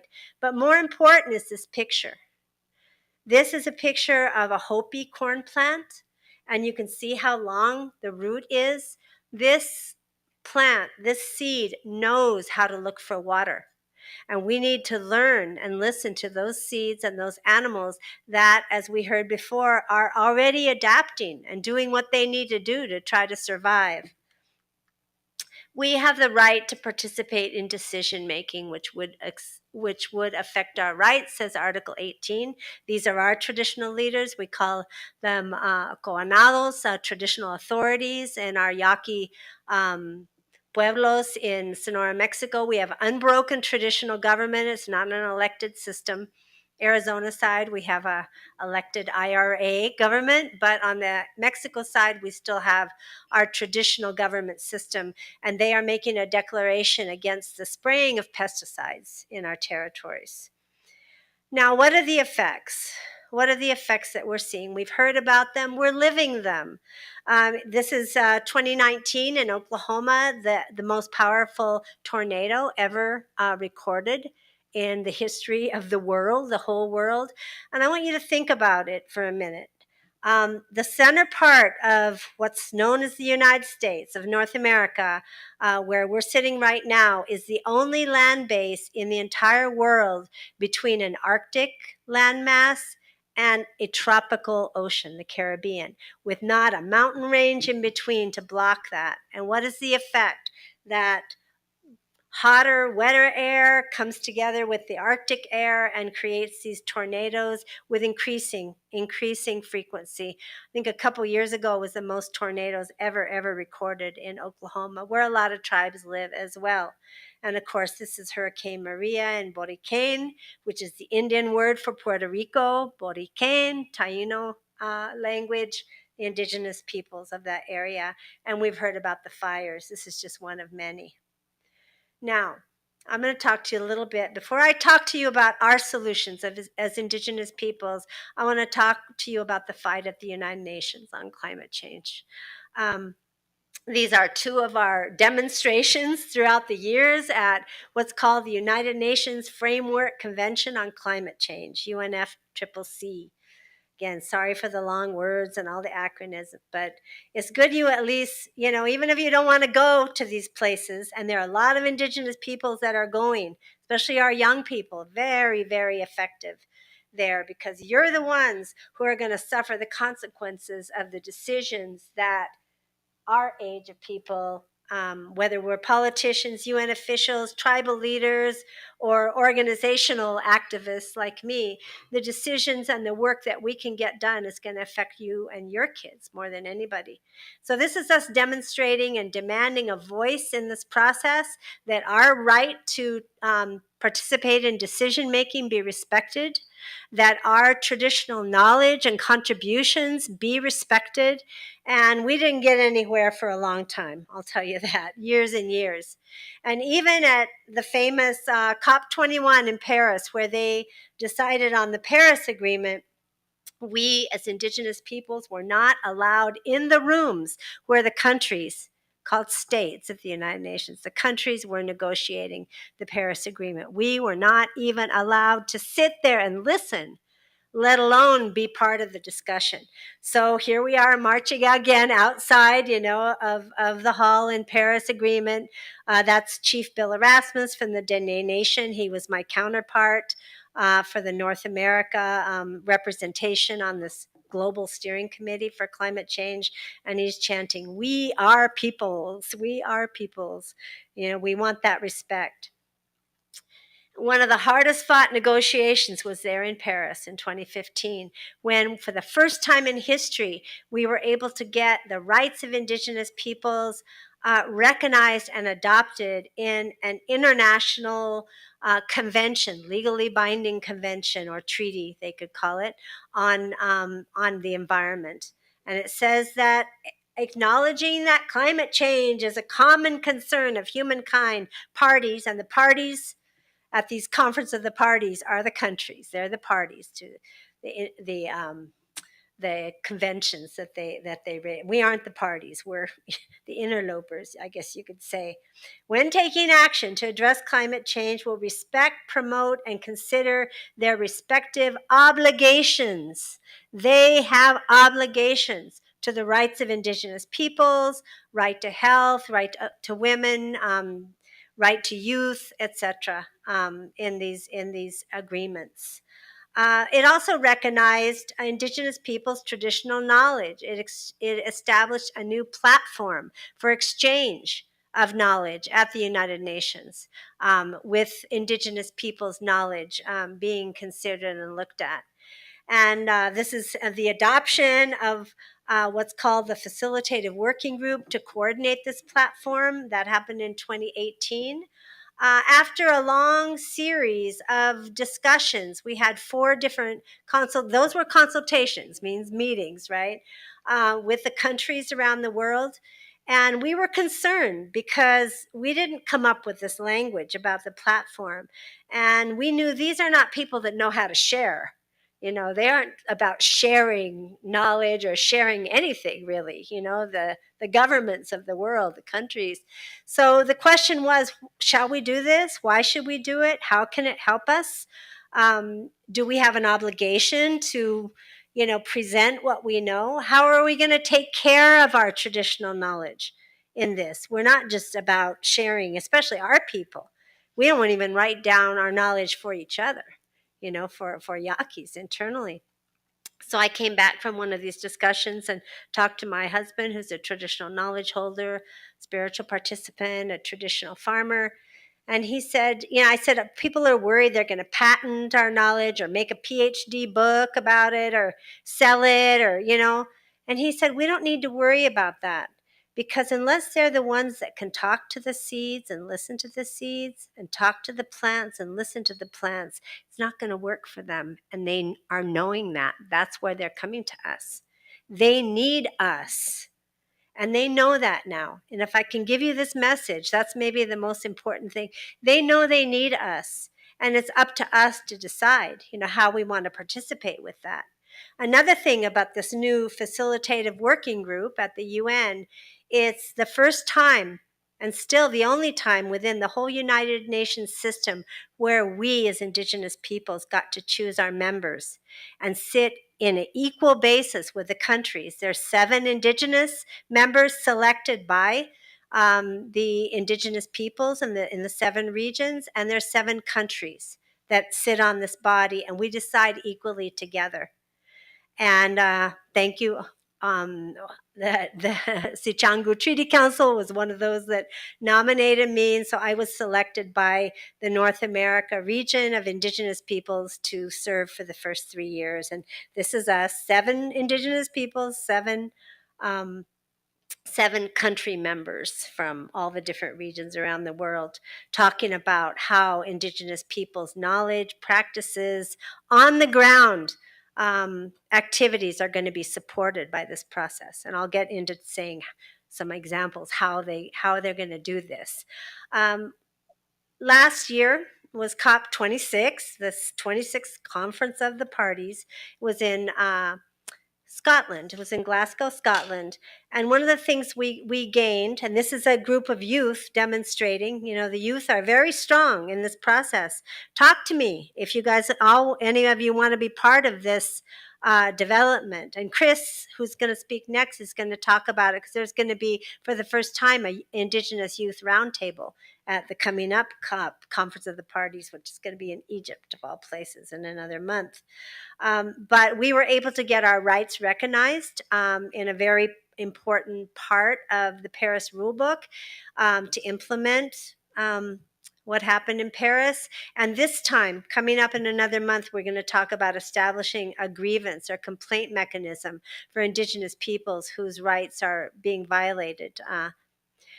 It fell short also because one of the most important things in the Paris Agreement is that the global temperature rise not exceed 1.5 degrees centigrade over pre-industrial levels, not over last year. And that is the tipping point. It doesn't seem like very much. It does not seem like very much, but that is the agreed on tipping point, the point of no return, for a lot of ecosystems and all of these species and whole ecosystems like the Arctic. Because in the Arctic, the increase of temperature is 3 times more because of all the ice and how it reflects the sunlight. And previous speakers have talked about the Arctic ice melt and why we should care about it here. Why should I care about it in Arizona in the middle of the desert? Because when that ice melts, not only are a lot of Indigenous peoples in island and coastline communities going under, what are they going to do? They have to give up their land and move and become immigrants, or what are they going to do? But also it changes the whole global climate. It changes the temperature of the ocean. So we all have to care about this.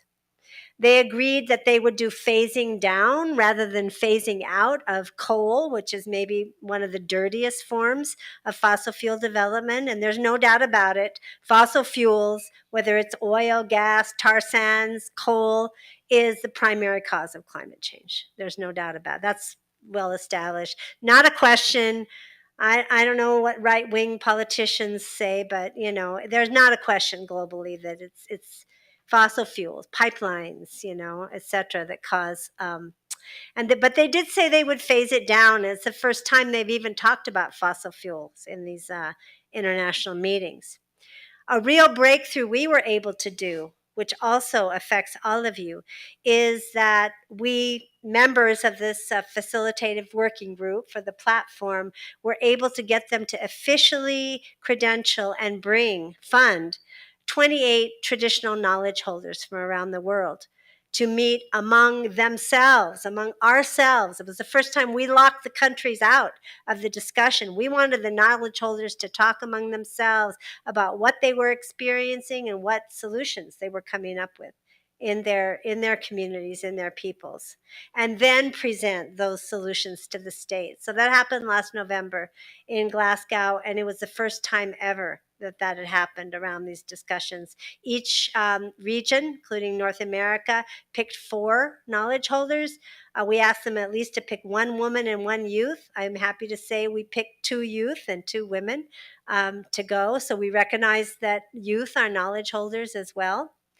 And what are some of the solutions? And that's how I'm going to end this, because I will tell you one thing as somebody who's been working at the United Nations with IITC since the early 1980s. We can't wait for them. I sit in these UN bodies and listen to what those scientists say. And I don't want to scare you or freak you out or anything, but they're talking about what small level of temperature rise it's going to be for human organs to start to explode. I mean, really, and what's going to happen when all of the amphibians, all the toads and frogs that eat the bugs, what happens when they die off? They're very susceptible to these things. What's going to happen to the indigenous peoples along the coast of the West Coast, all the way from Alaska to California when there's no more salmon? These are species that are right on the brink there, with what we're seeing right now. So what are we going to do? What's our solution? What's our plan? Okay, here's what some indigenous peoples are doing. The key is the reliance on traditional foods and medicines is the basis of our survival. And when I tell you survival, I do mean that. I don't mean a little bit uncomfortable because we're hotter than we used to be. I mean survival.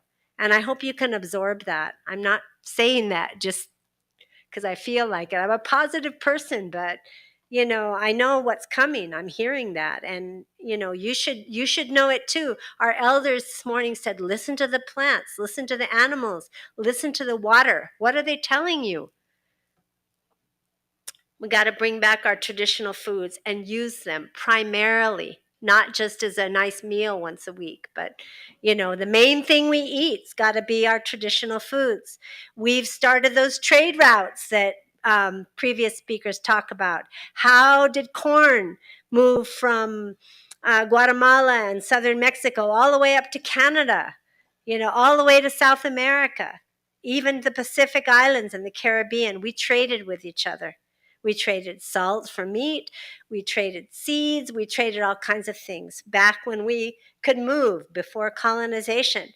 This is a picture of one of our corn conferences with indigenous peoples from Mexico, Oklahoma, and Guatemala trading drought-resistant seeds, original seeds, not GMOs. We got to stop that because that decreases our ability to survive. This is just one example. This is my kitchen table. This is sawalka. It's yaki pumpkins that we traded seeds with, and it's a plant that has grown the last 4 or 5 years in our land, in Arizona, Tucson, Arizona. When it's raining, when it's hot, when it's dry, when it's wet, it's a survival plant that's super nutritious and delicious too. These are Hopi corn. This corn, the Hopis are who you're going to hear from next, Chris Honani. Are key on seed keeping because they don't have any rivers or lakes in Hopi territory. All of their growing is based on rainfall and snowmelt and the ceremonies they do to bring those things to their land to call the rain. This is all white Hopi corn grown without any irrigation. Those seeds know how to grow without any water. We need those seeds. They're willing to share. We've never been able to grow corn ears on our land. The plants grow, but not the ears. I took this picture 2 days ago. There's a nopal cactus right in back, shows it's really yaki land. But this is Hopi white corn they traded with us. And it's growing ears. And we're so excited. We're going to save all of these ears just for seed to share them also, because we can prove that it grows in very dry desert conditions. I want to say something about buffalo because we've taken this case to the United Nations. You have others that are going to talk in depth about that. But this is a case we took in 2015 to Paris to show, about what was happening and what we were learning in our own communities. And there was here in South Dakota, there was a freak snowstorm. I think it was like in September. And 100,000 cattle died because the ranchers hadn't had time to bring them in. And there's a picture of a dead one right there. You know how many buffalo died? Who'll give me the answer? How many buffalo died in this freak snowstorm? 0, none, not one single buffalo. They know how to adapt. They're from here. Of course, they know how to adapt. They run right through the storm. They all survived. They can live in drought conditions. As somebody said before, they eat all kinds of things that cattle don't eat, and they don't pull up the grasslands.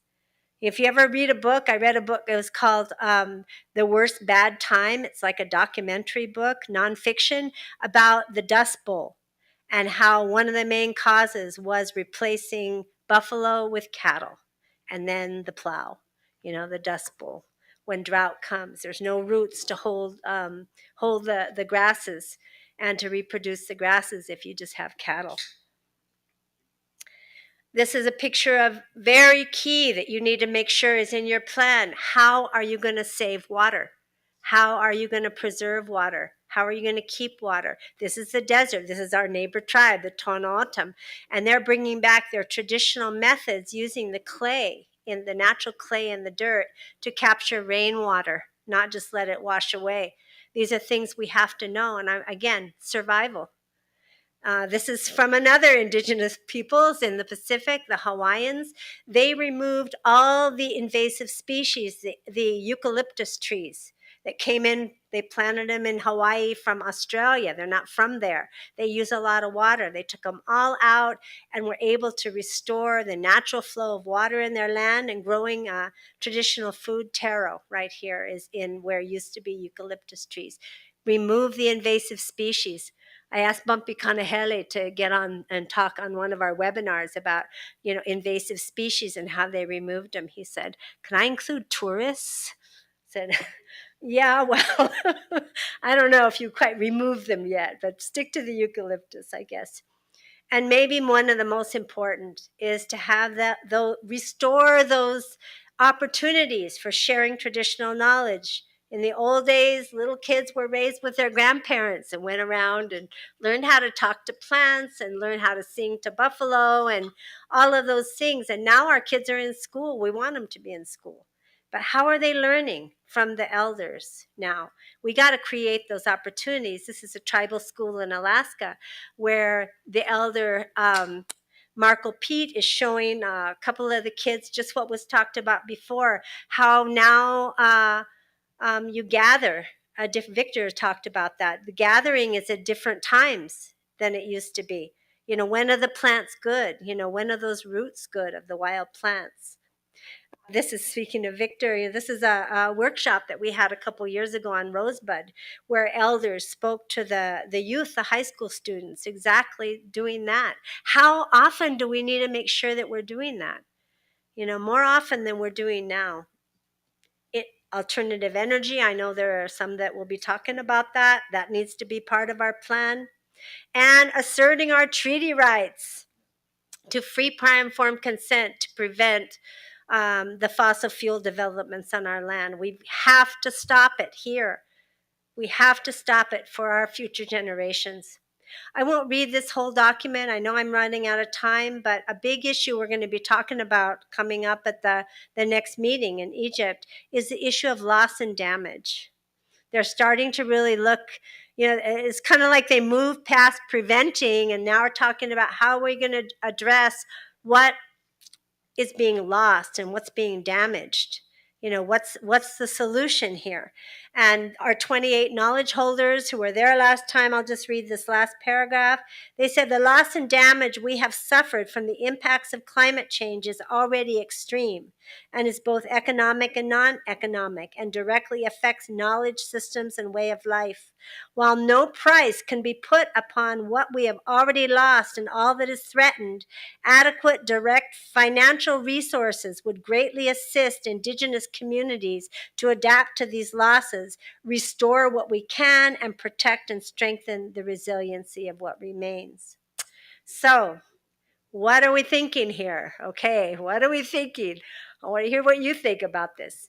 Last year at the COP, again, Conference of the Parties is COP, right? COP 26 in Glasgow, the president from the United Kingdom, they change presidents, depends on where they're having it. He met with all the indigenous peoples and shared that states, which are countries at the UN, and private funders have pledged $1.7 billion to indigenous peoples in tropical forests that are addressing climate change. So immediately, the International Energy Treaty Council, it was me, stood up and responded with what is now on the table. We need the timeline and details of this to be clear. Don't just throw all this money out of us. Who can imagine what $1.7 billion looks like, right? We need to ensure access for Indigenous peoples addressing impacts and solutions to climate change in all regions and ecosystems, not just rainforests. See, yes, rainforests are important, but so are deserts, so are plains, so is the Arctic, so are the islands. We need this funding to be able to be available for everybody that is addressing climate change. We need for Indigenous peoples from all regions to be directly involved in establishing the criteria and process. We don't want to be talked about. We want to be there at the table. That is our right in this process, and that's the right we're asserting there. And that we need funding to be provided to Indigenous peoples directly, not through the states. And we're not going to give, a big chunk of it to Canada government, and then they decide who gets it in Canada. No, we're not going to do that. So I've already been provisionally designated by North America to be at these meetings. And also one of our funders, the Christensen Fund, is one of the funders that's putting up this, gazillion dollars or whatever it is. And they've been consulting with me too about how they can make sure that more Indigenous peoples are at the table, not just a few organizations. But I really would like for this body to have direct input into these discussions so that we can, look at loss and damage, but more than that, prevention of more damage. This is us at COP26. We're meeting with John Kerry, of the United States government, the Biden's climate czar, and of course, Secretary of Interior Deb Haaland. That's me, and Frank Edowichisik from the United Tribes of Michigan, and talking about exactly these things I'm talking to here. The International Treaty Council doesn't talk different at the UN. I'm talking right here regarding what we need. And the last thing that I want to share with you is because of the human rights crisis that's happening to Indigenous peoples, because of the causes of climate change, fossil fuel development, because of the impacts that we've been talking about here, the losses we're suffering, the threats, the disasters, the weather impacts, and also some of the false solutions that are being proposed, like carbon trading. That they want to still be able to develop the tar sands, but they want to make up for it by giving X number of dollars to Indigenous peoples in the Amazon. That's not decreasing climate change. The emissions aren't decreasing. That's what has to happen. That's like a shell game that they're playing. They're calling it net zero. Not real zero, but net zero emissions increase. So we were able to work with a coalition of organizations to bring about a new United Nations Special Rapporteur on climate change and human rights. We're going to be having a dialogue with him. His name's Ian Fry. He's from the Pacific nation of Tuvalu, which is very, very impacted. And we're going to be doing that coming up here. And I hope it can be virtual. We'll let you know through Phil, so all of you can take part in that discussion. We'd like to bring him here to see if he can talk to all of us about the human rights impacts, and more important than anything, how we can prevent it and how we can do the things that we've been talking about here to actually ensure that our children and grandchildren will be able to survive based on our traditional knowledge, based on our ways of knowing, our own practices, our own spirituality, and the assertion of our own inherent rights. Thank you very much. Thank you, Andrea. The international agenda is great, and thank you for that. We're going to take a 10-minute break here before our next presentation. Andrea's going to be here for the duration of the meeting here. So if you have any questions, concerns, comments for her talk and her presentation, please approach her. She's very approachable, and we'll do that. So let's take a 10-minute break, and then our next presenter will be Amy Lewis from the Wild Foundation. 10 minutes. 10 minutes.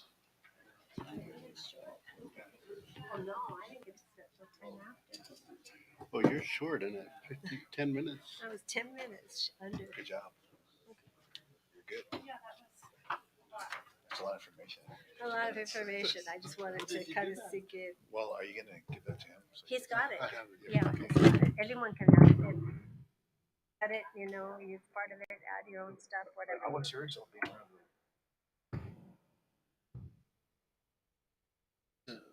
Delegate.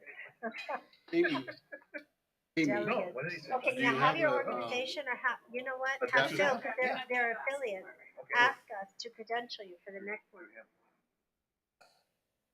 Automatic for affiliates. That's one thing you get.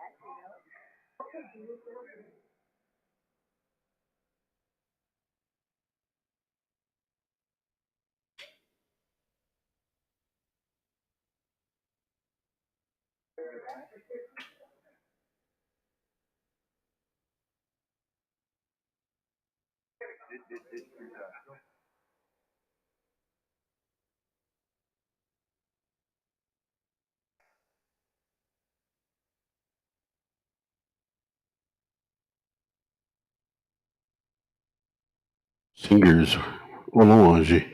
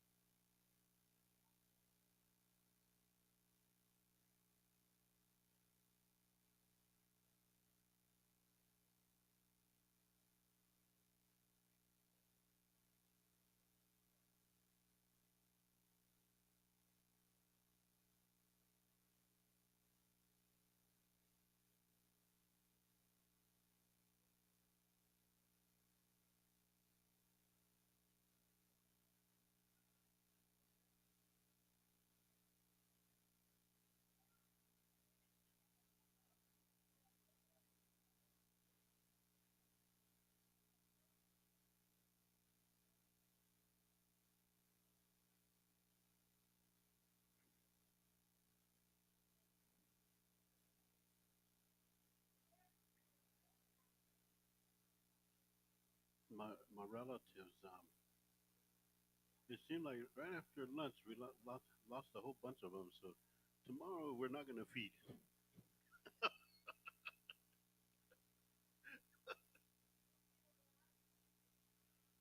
I yes. Okay. I know. Yeah. If they will. Yeah. Yes. Yes. They're really good cookies too. Well, tomorrow, I hope you stick around because I ordered dessert, various assorted cakes and maybe cheesecake and hopefully some pie. I know the Lakota Wia, they like sweets. They have a sweet tooth. So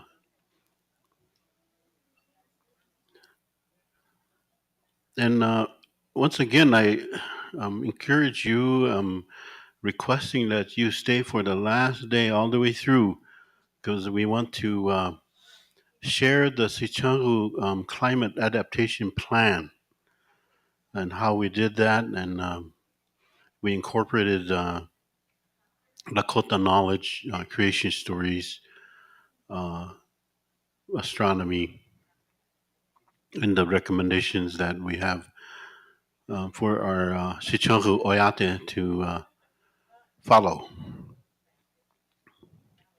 It'll be very interesting. That'll be with Paula Antoine and Robin O'Malley at the very last end of the agenda. And so I hope you could stick around for that.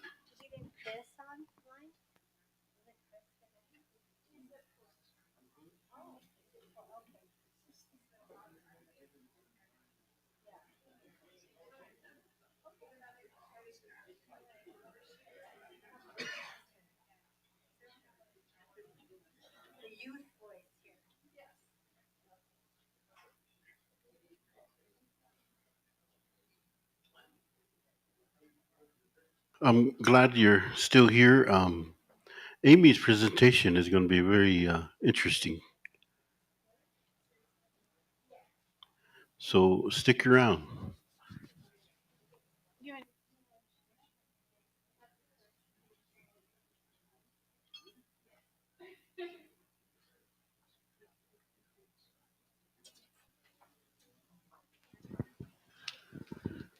Well, thank you again for being with us today. We have the great opportunity again to welcome Amy Lewis from the Wild Foundation with us today. Again, as mentioned earlier, Amy was very instrumental in putting together that really fancy program. You guys see that program? She'll sign it later if you want to. Will you do that, right? Autographs, Amy? But but all seriously, Amy comes to us in this year of collaboration and working on this conference. Amy spent the last 20 years researching the building blocks of collective action.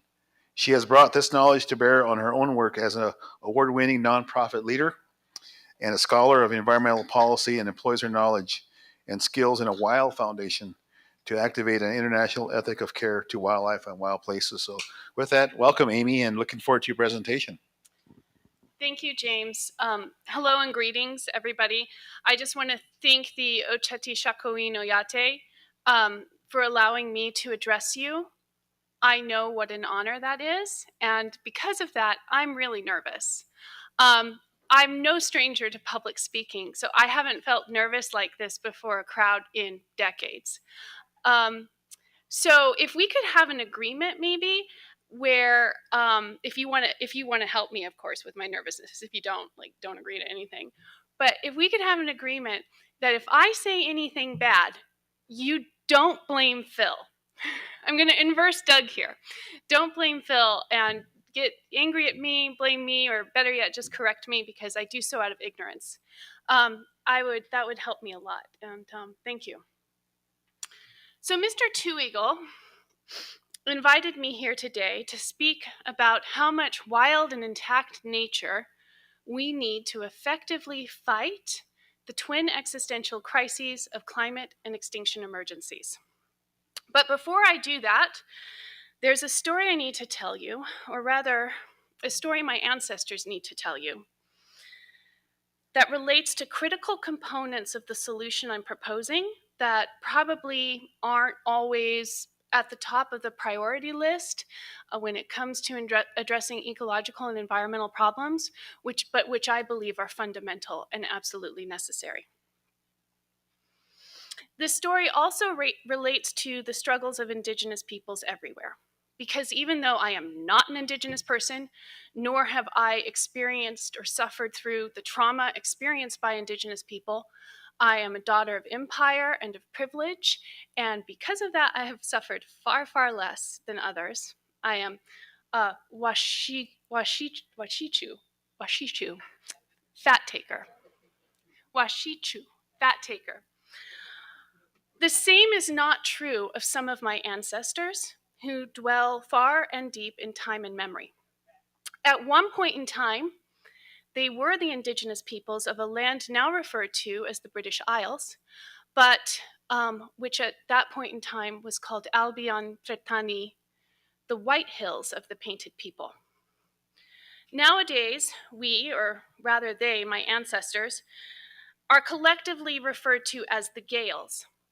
But in the distant past, we had distinct tribal names. To name just a few, Aikine, the people who descend from the rivers; Brigantes, the people who dwell in the high places; Salures, the people who descend from seeds; and Ordoviques, the people who fight with hammers.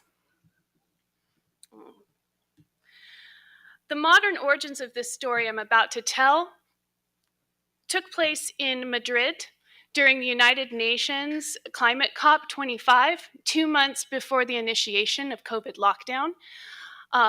While I was in Madrid, I met a gentleman from Pine Ridge, and I don't see this man in the audience. I hope he's out there in YouTube because I would love to speak to him again. I hope he remembers this conversation.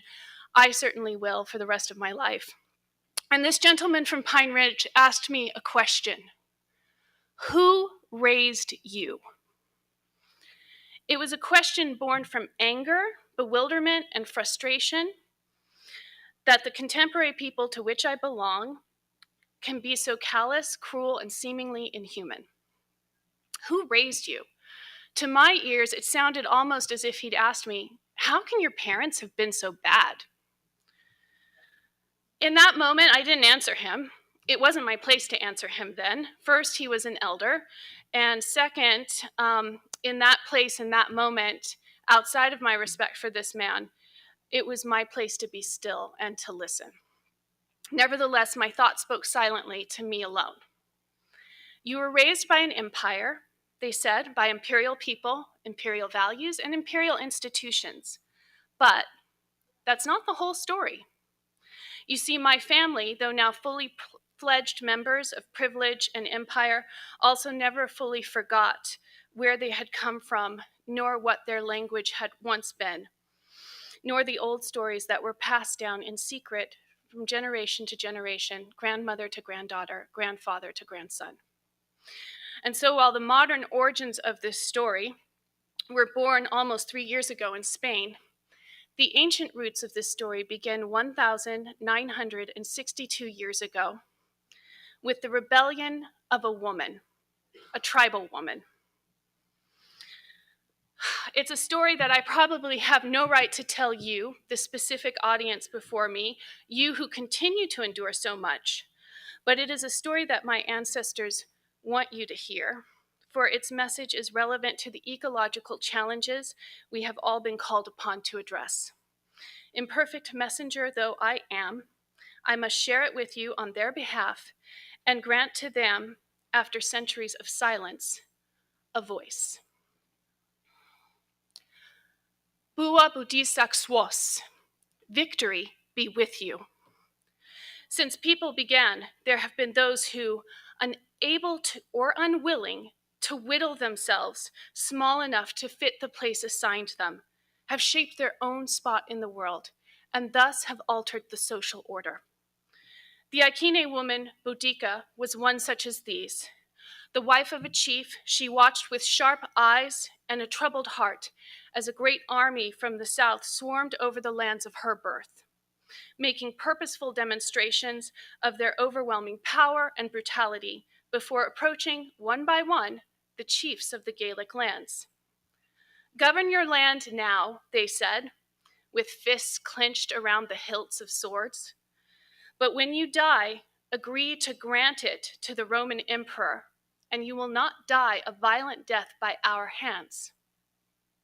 It was an offer many chiefs believed they could not refuse. And so while some chiefs continued to resist Rome, the Roman annexation of their home, others felt they had no choice but to acquiesce, including Boudicca's husband, although he only partially. His agreement with the Romans was that upon his death, authority would cede jointly to his two daughters and the emperor in Rome. Boudicca was unhappy with his decision. These lands, after all, were the lands of her father, who had once been chief. They were the lands of her people and all their ancestors.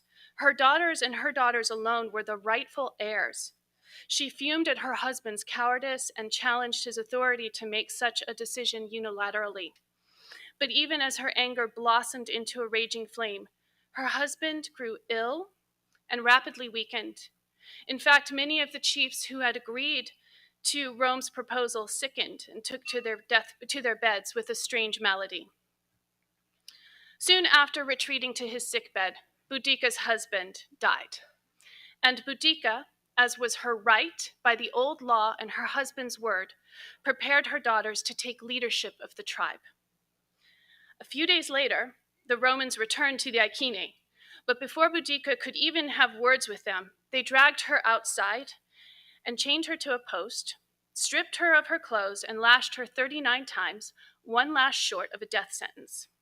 As they brutalized Boudicca, her daughters were violently disgraced before their people, their mother, and the Roman army.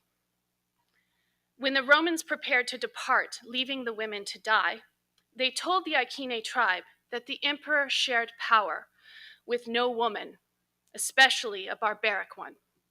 All Iceni lands were now property of the Roman Empire. But Boudicca did not die, nor did her daughters, nor were the Iceni people cowed by the Romans' fearsome savagery. When the women had recovered some of their strength, they, with the support of their people, prepared for war. Beneath the protection of a moonless sky, they sent emissaries to other tribes who felt equally unhappy and betrayed under Roman rule. In secret, they formed alliances. And that fact alone is a testament to the vehemence with which the Gaels rejected Rome.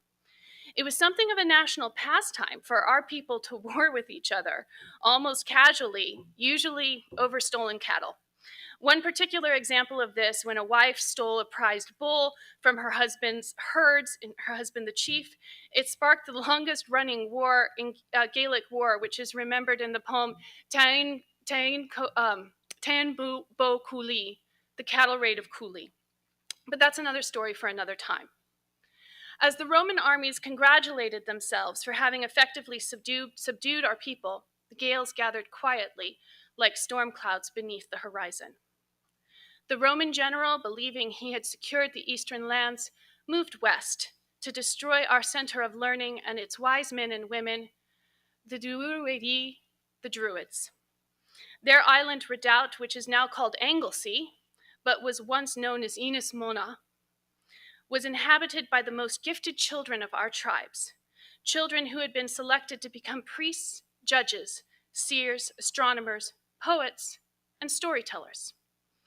As the general marched west, Boudicca and her allies swept out of the north, attacking and destroying strategically important Roman colonias, a word which at that time meant large village or outposts, but eventually transformed into the word we use today, colony.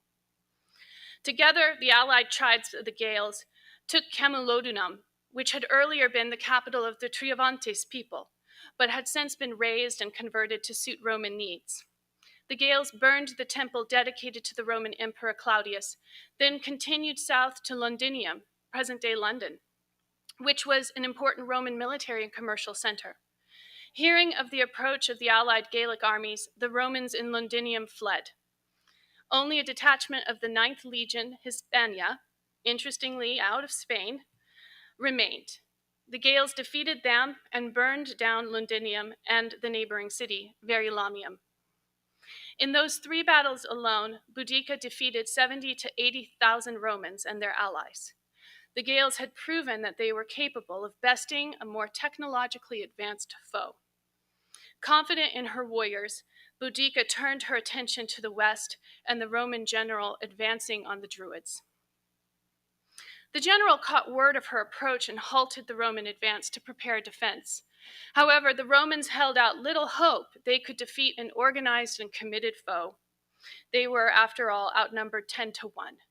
The battle for our homeland would be a decisive one, and all signs pointed to a Gaelic victory. But something happened. No one remembers quite what it was, but many believe there was some kind of dispute.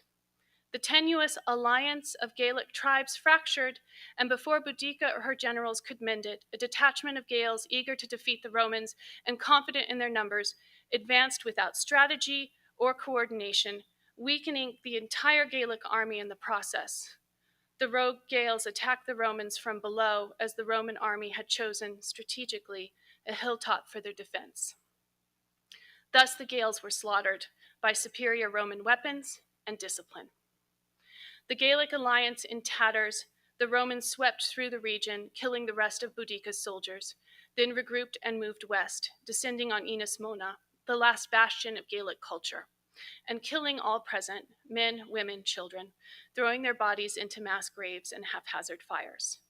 Then turning against the earth itself, slashing and burning our sacred groves, breaking our stone altars, and sealing the openings of caves which were our gateways to the other world. Our greatest failure came not at the hands of the Romans, but by our own inability to sustain our alliance. We lost our language, our culture, our descendants, our land, and our life ways. Eventually, even our children forgot who we were, as century by century, they were assimilated into the very empire we had sought to repel. Kenedlheb Ayith, Kenedlheb Cologne.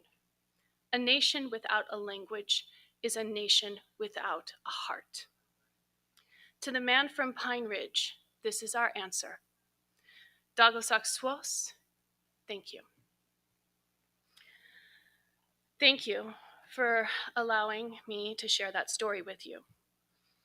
The purpose of my talk today, and the reason for me giving voice to my ancestors, is to begin a conversation with the Oceti Sakowin about the possibility of an alliance and all that means, an alliance to save the biosphere as we know it and to restore on a broad scale across multiple institutions, cultures, and continents a healthy relationship with Mother Earth. I also want to discuss the role culture-based conservation must play in this solution and how Indigenous peoples are needed, as the last presentation from Andrea Carmen said. Indigenous peoples are needed to lead in that area, as white people killed long ago their own culture that may have offered such solutions. That may sound like a big ask, I know, and I'm sure some of you might be wondering if the Oceti Sakowin or really any of us are up to the task. To be honest, I don't know. But what I do know is that the Oceti Sakowin, along with a lot of other Native people, have a knowledge and expertise that has been all but forgotten in the modern world at a time when that kind of knowledge is needed more than ever. I want to help change that because I do not believe that non-Native science and institutions alone will take us to a better place. Leaders with a different perspective and a different background are needed, and some of those leaders are here in this room with us today. What I also know is this: human civilization in all of its forms is unlikely to adapt and survive if we do not keep at least half of Earth's land and seas, all of them, healthy and intact. This is a scientific fact that is as well established as the need to reduce atmospheric carbon to 350 parts per million and keep temperature rise under 1.5 degrees Celsius. I will include resources on why half is needed at the end of this presentation. The term I typically use to describe what must be done is protecting half, but I will not call it that here because I have learned that protect has many meanings, not all of them good. Too often, the conservation of nature has been used as an excuse to further subjugate some of nature's best guardians. Under no circumstances has that ever been my intention or the intention of the international team I represent. Turning half the world into Yellowstone National Park is not the goal. While national parks do play a part in the solution, they have no business ever being on tribal land, unless, in my opinion, the tribe itself has deemed it appropriate and is managing those lands by its own authority. And by the way, Indigenous peoples are nature's best guardians. Almost 80% of Earth's remaining biodiversity is on Indigenous lands. And even though Indigenous peoples make up only 5% of Earth's population, they steward close to 40% of its remaining wilderness. And they do so with fewer resources and less support than mainstream institutions. How is that possible? I have a hypothesis, and I'll propose that a little bit later in this presentation. So today, what I want to discuss with you is the challenge of protecting and stewarding at least half of Earth's land and seas, and how such an effort might benefit the Oceti Sakowin, as well as other groups, and how such an effort is in desperate need of Oceti Sakowin leadership, perspective, and support. And I'm going to switch to my PowerPoint presentation right now, so bear with me as I plug this in and pull it up.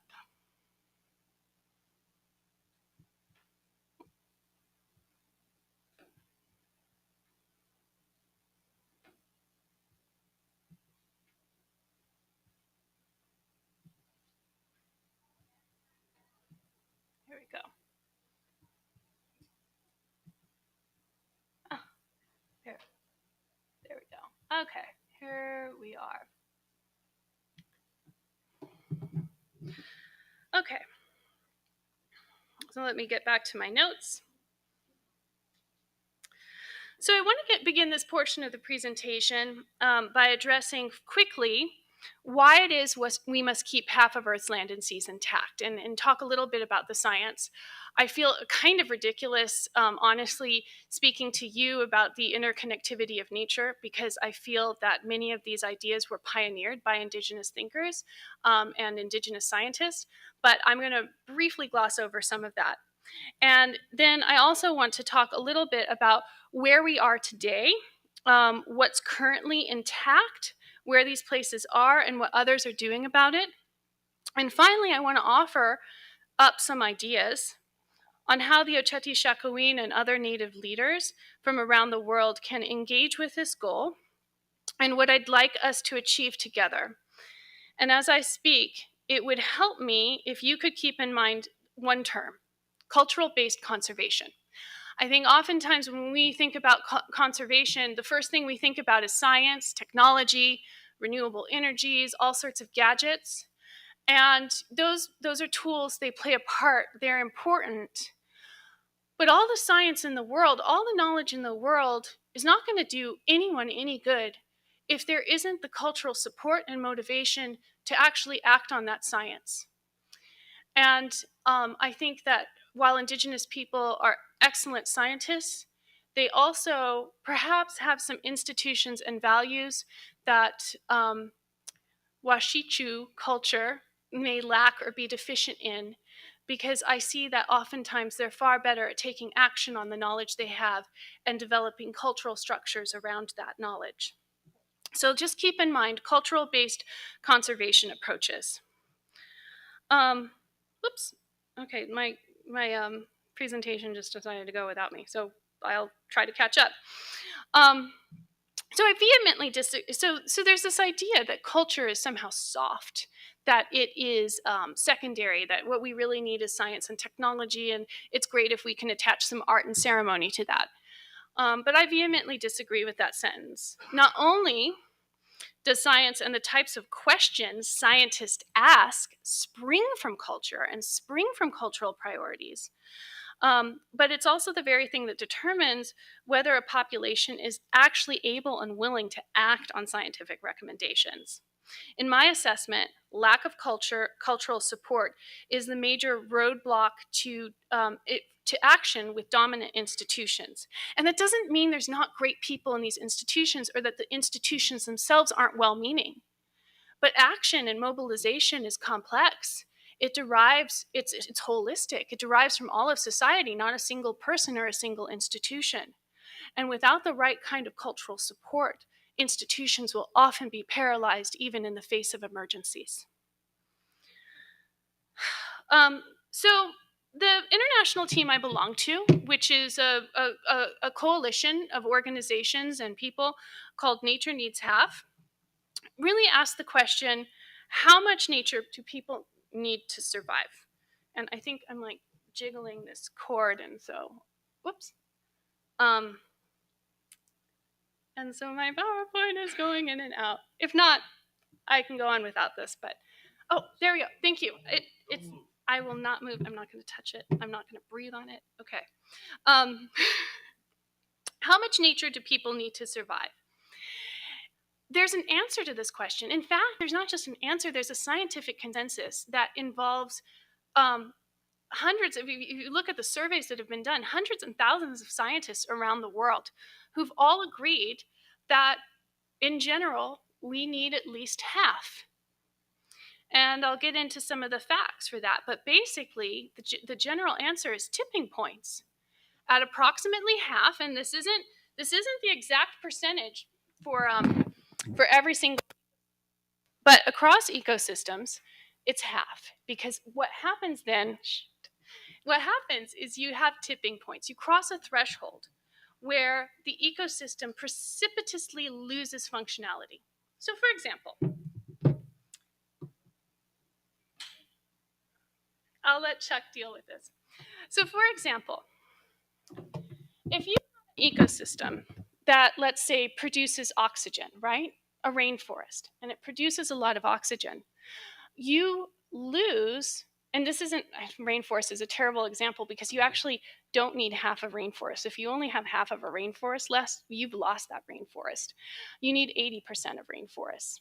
But grasslands, for example, grasslands, you need 40% intact, approximately, a little bit more, 40% intact in order to maintain the functionality of that environment. So let's say you cross that tipping point and suddenly you only have 25%. Do you still have 25% of the ecological functionality? Is that grassland still serving you at 25% capacity? No, it's only serving you at 5% capacity. The ecological services have precipitously dropped off. So what happens is that this happens ecosystem by ecosystem. You lose half, you precipitously lose the functionality. And what's more is that there have been a number of scientists who've applied this to the entire biosphere. Once you lose more than half of the biosphere stops supporting you. That's what the theory is, that you're going to precipitously lose functionality. For hundreds of millions of years, 100% of our planet has been wild. It's been intact. It's been healthy. And life has flourished. That is because wild places are the living green engine of life, producing everything life needs to thrive: the oxygen we breathe, the formation of soils that feed us and the animals, and the regulation of temperature and weather patterns. Only in the last 10,000 years has the wild been in retreat. And only really for the last 150 years or so has that retreat begun to jeopardize the functioning of ecosystems upon which all life depends. No worries. It's all right. The only really important slide is a map at the end, so that's fine. In fact, in just 30 years' time, North America has lost, and there was somebody earlier today who was talking about the birds. I believe it was Mr. Two Dog. North America has lost 30% of its native bird population. That's 3 billion individuals. The biggest culprit has been habitat loss, the same habitats that combined result in our largest carbon storage facilities, that are therefore our greatest ally in the climate emergency, are also home to the wildlife that are our distant relatives and that help nature remain in balance. Oh, it's Safari. I'm on Google Slides. Oh, there you go. Thank you. Okay, and so I'm just gonna, yeah. Okay, so we have a couple of the facts here that I'm talking about. I was just mentioning birds, 30%, but also there's a recent study that came out. 70%. There's been a 70% decline in animal, bird, and fish populations since 1970. 70% fewer animals on the planet. Earth's wilderness, we've lost 10% of it in the last 30 years. We've also lost, it depends on which study you're looking at, but we've lost anywhere between 50 and 70% in the last 100 years. Oops. And 1.4 billion people derive their livelihoods from these wild areas. All of us depend on them to live. Like, all of us are depending on the services that come from those areas. But 1.4 billion people, many of them indigenous, a lot of them local subsistence communities, they actually depend immediately every day on those places for their dinner, for whatever nourishment they receive. I'm just going to stay back here. I'm afraid of the cord, though. Whoops.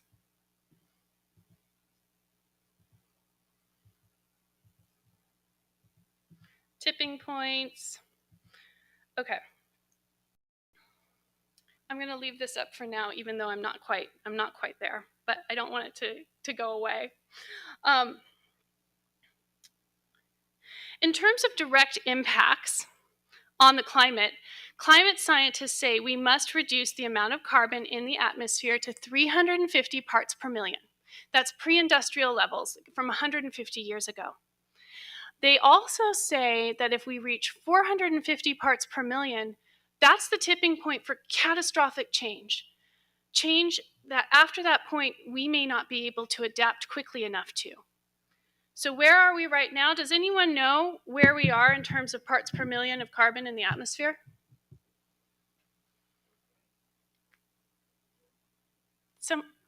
What was that? 420. Yes, bingo. We're at 420. We need to get to 350. 450 is like the real danger zone. We're at 420 right now. Guess how much carbon Earth's primary forests store? Our ancient primary forests store approximately 100 parts per million carbon. Should we lose even a fraction of those forests that's storing all of that carbon for us, we blow past that 450 target because all of that carbon gets released into the atmosphere. The flip side of that is, should we restore some of those forests, and should we restore some of the peat bogs, we can draw down more carbon from the atmosphere. And so actually, when we help nature heal, she helps us heal as well.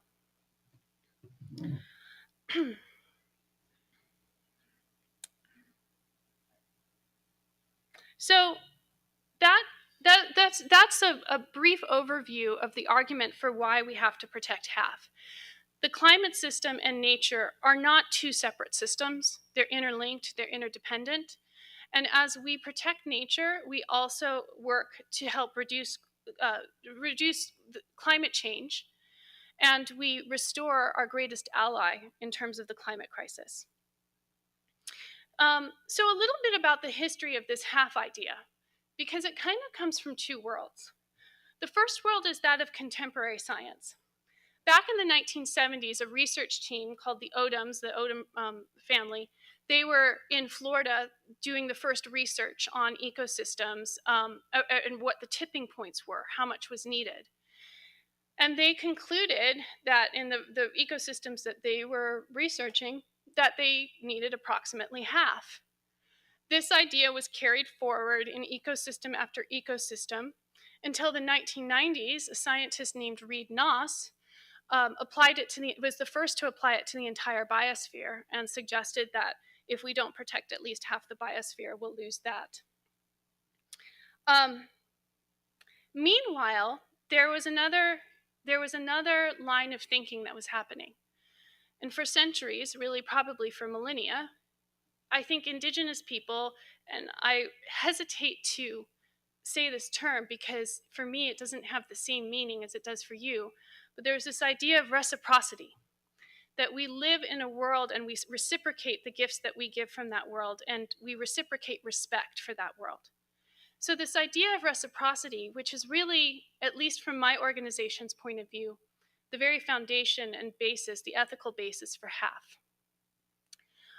Additionally, there was an indigenous leader, Herb Norwegian, who at the time was chief of the Dene Decho people, who made a declaration in the early 2000s that he would protect half of his territory because it was the right thing to do. And he was very influential on the leaders of my organization, the president of WILD, Vance G. Martin, and also at the time, the vice president of policy and conservation programs, Harvey Locke. So in 2009, my organization became the first international NGO to make a declaration for half. We did so in Merida, Mexico at the 9th World Wilderness Congress. And it was kind of a, frankly, what the hell moment, because conservation really wasn't there. They weren't talking about these very large scale targets. And we said, look, we need to transform the relationship between society and nature. And we need to protect half. That's what the science says. Interestingly enough, just as a little aside, when we came out with that declaration in 2009, we received a lot of feedback, and most of it wasn't exactly positive. In fact, one of the emails we received from a very prominent, very prominent global conservation institution and a leader within that said, and we eventually framed this email, by the way, you can find it in our office, but it said, I would be crazy. Of course, privately, I agree with you. Half is the target, but I would be crazy to come out and publicly say that because I would be laughed at just as you're laughed at now. But that didn't stop us because we felt it was the right thing to do. So where are we today then with half? Well, there are a couple of really important maps that that you should check out.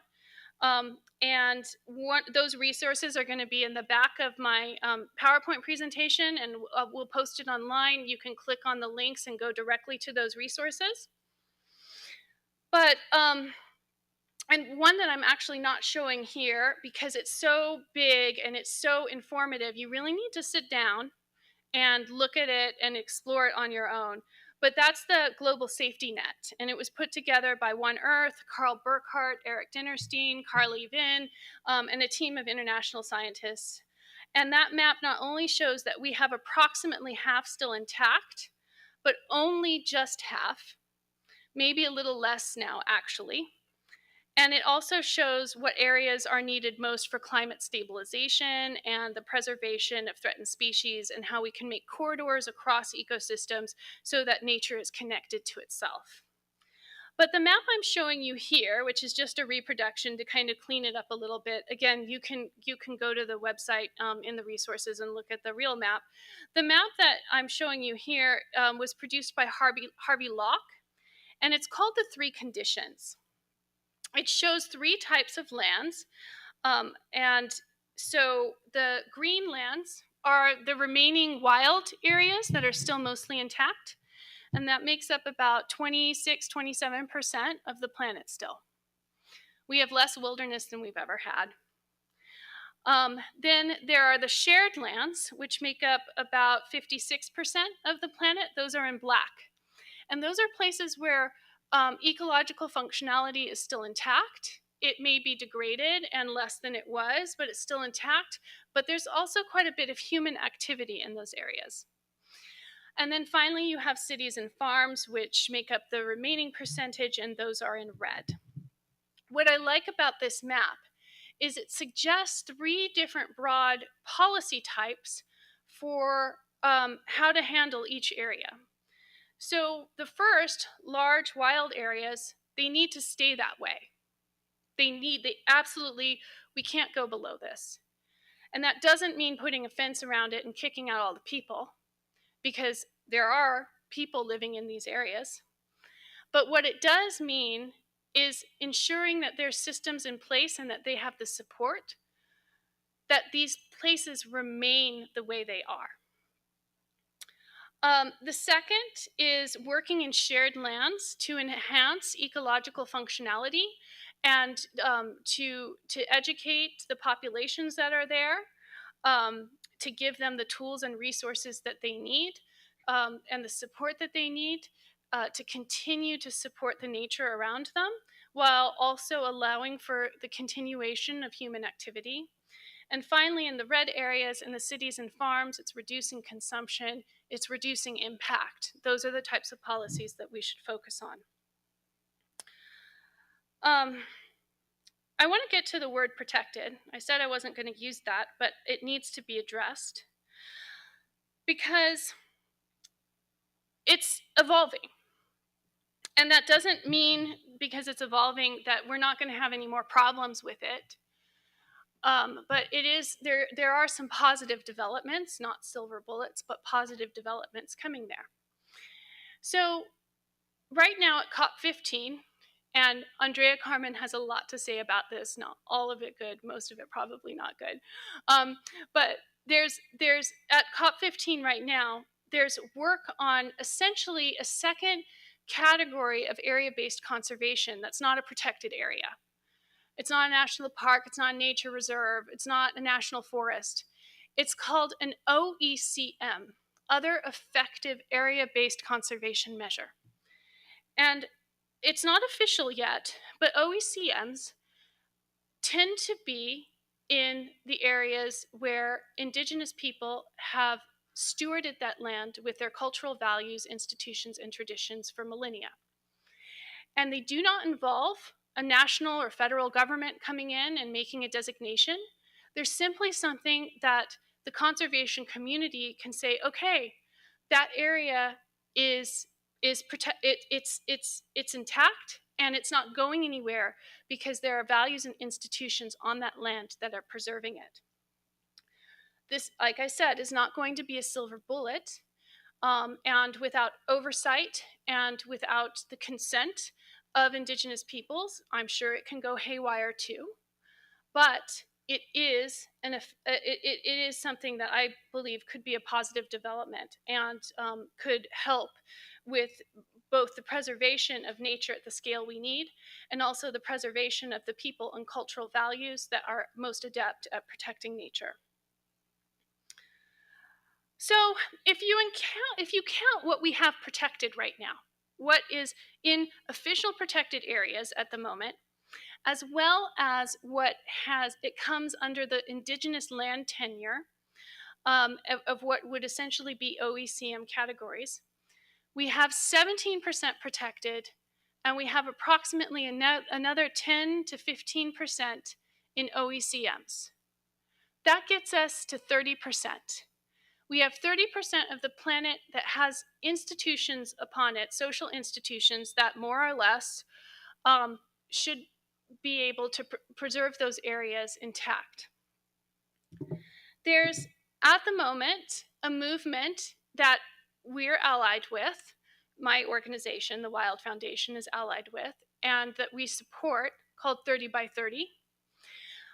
We, of course, believe that 30 by 30 needs to be a milestone to half, because half is the real target. But we recognize that this is progress in terms of recognition of how much nature we need to survive. So 30 by 30 can be done a lot of different ways. Okay? And right now, I think there is this assumption that if we can just slap the OECM label on a bunch of lands, We have our 17% protected. We have our 10 to 13% in OECMs, and we're there. We're at 30 by 30, and it's 2022. Hooray! But this is a critical decade in our history. It's a critical decade for the climate. It's a critical decade for biodiversity. And I personally don't want to spend the next 8 years basically in a nature accounting exercise. We need to be adding to the land that we're, one, restoring, and two, ensuring through one mechanism or another that it's not going to be degraded. For me, it's not enough to just say, oh, we have 30%, let's go. We need to be adding to it. But we need to be doing so in a way that does not violate Indigenous people's rights and does not take from them any more land that has already been taken. In fact, I would like to do so in a way that restores land to Indigenous peoples.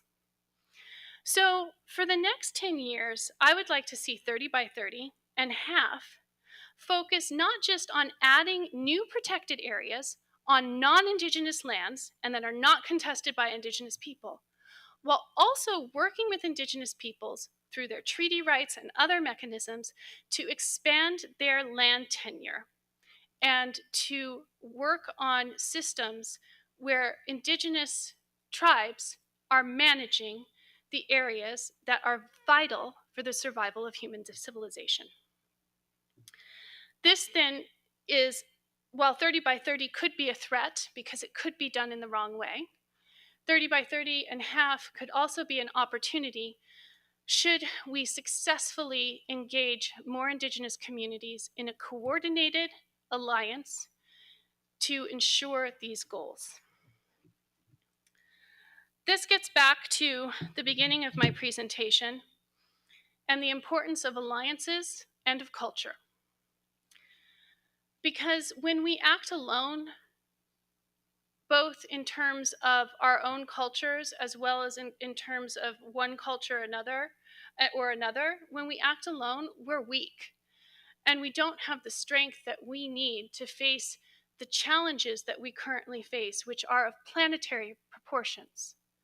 But when we act in a united way, you together with multiple tribes from around the world, and hopefully us together in alliance, a respectful alliance that involves equal participation and equal consent on both parts, then we may have a chance of actually overcoming the challenges that we face. That's why Mr. Two Eagle and I have been in talks about how the Oceti Sakowin can engage with 30 by 30 and half more. And we worked on a grant proposal earlier this year in order to initiate a global Indigenous Peoples Alliance for the governance and stewardship of the biosphere. That would initially involve 15 representatives from tribes from North America and 5 from international tribes. And I hope in the next few years, should we secure enough funding, would involve 15 representatives from North American tribes and 15 representatives from international tribes. The goal of this alliance would be to provide oversight over the implementation of 30 by 30 and half, to ensure that it's being done so with respect to Indigenous cultures. But I have a slightly bigger goal, and I think that the founders of Nature Needs Half have a slightly bigger goal too, because it was never our intention to merely protect half the planet. That's just an objective. It's our intention to transform human civilization into a respectful and healthy and sustainable relationship with nature. But as we've seen, the dominant civilization right now probably doesn't have the knowledge or expertise to do that on its own. We need outside voices, a completely different perspective, to help us learn and to take the actions that we need to get there. So it's my hope that should we establish this Indigenous Peoples Council, that it would act as a leadership body, and through a body of trustees that serve at the discretion of the Indigenous leaders on this council, and that are only there to advise, not there to decide, that this body of trustees would come from business, from leadership, from land management agencies, and would hopefully be the links between the larger civilization and the recommendations of the leaders on this council, so that they can begin to teach the rest of the world the values and institutions that they need to implement, the cultural structures that they need to restore in order to restore a healthy and respectful relationship with nature.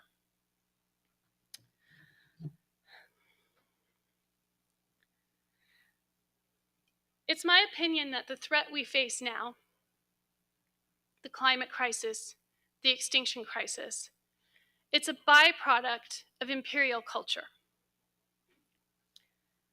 Indigenous peoples didn't cause this, and so it's a bit unfair for me to come to you asking for help solving it.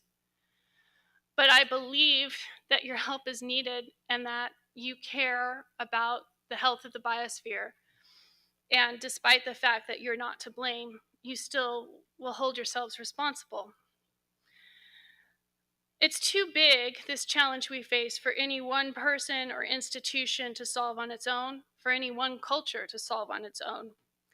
It is at one level unfair to ask for native solutions. Nothing is ever certain in this world, and we are all only as good as our last gunfight.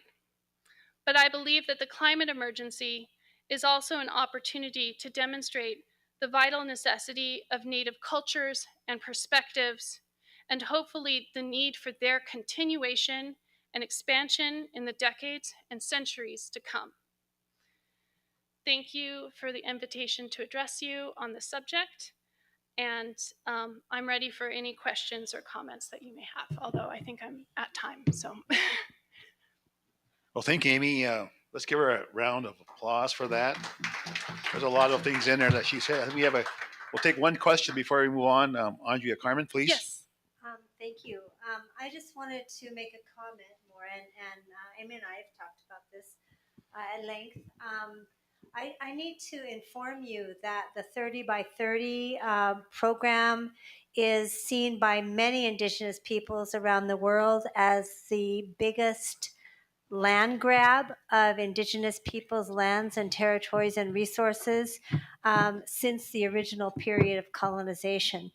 In fact, there are so many human rights violations being carried out in the name of conservation, including the 30 by 30 program, which countries developed without the input of Indigenous peoples at all. So free, prior, and informed consent, that train already left the station on this one.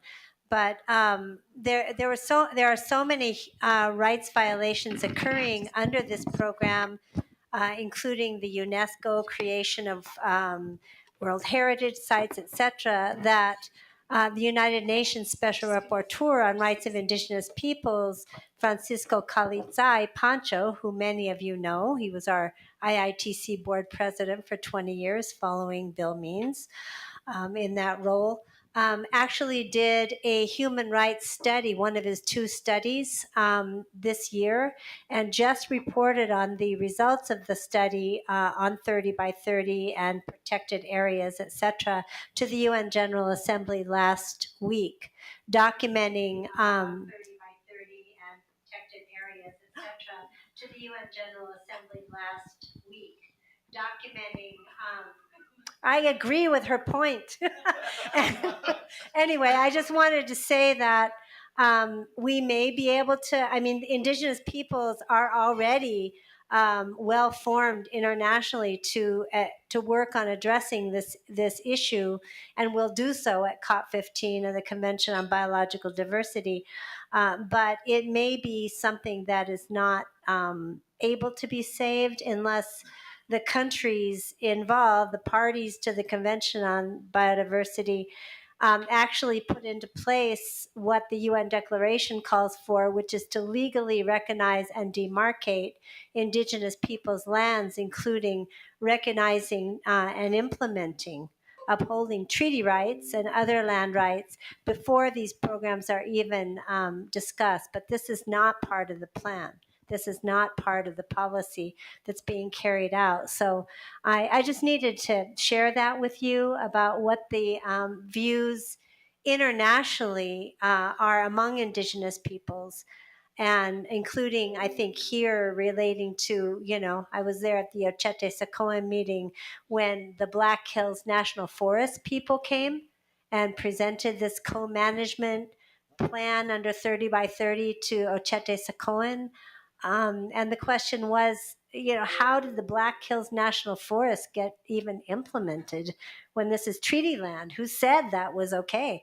So I just needed to bring this up maybe as a balance. I'm not challenging in any way Amy's good intentions, but the reality of this program as something that the UN has begun and over 100 countries have already signed on to without these rights in place.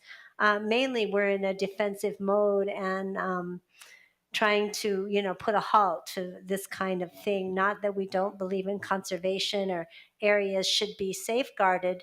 Traditional use areas probably is a better word for it. But I just needed to bring this up as somebody who's, as an organization that's very involved in this process, basically fighting it. Thank you. I just want to say Andrea's point is really important because UNDRIP has to be a part of this, and it's not been a part of it at all. I also want to mention another example of a place where Indigenous peoples have taken the leadership on large-scale conservation. And last year, COICA, the Alliance of Amazonian Tribes, called for protecting 80% of the Amazon by 2025. And so I think that there is a way for Indigenous communities to be involved and to lead in this large-scale conservation efforts. And we see that with the Dene Decho people, we see that with COICA, and that we need to enhance that to the best of our ability now because there's a lot that's at stake.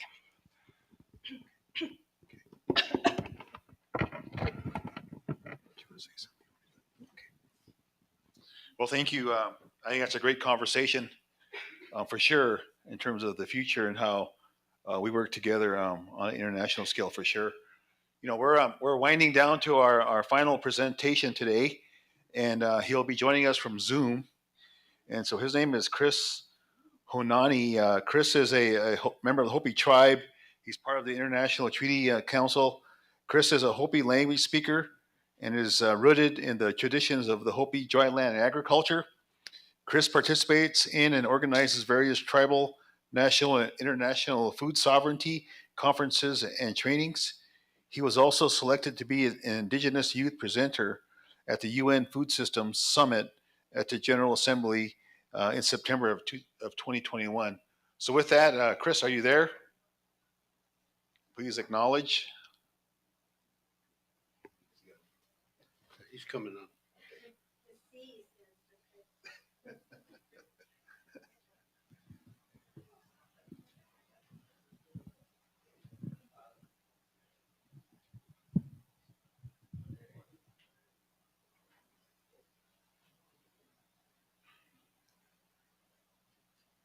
Sound. Chuck. Chris, we don't hear you yet.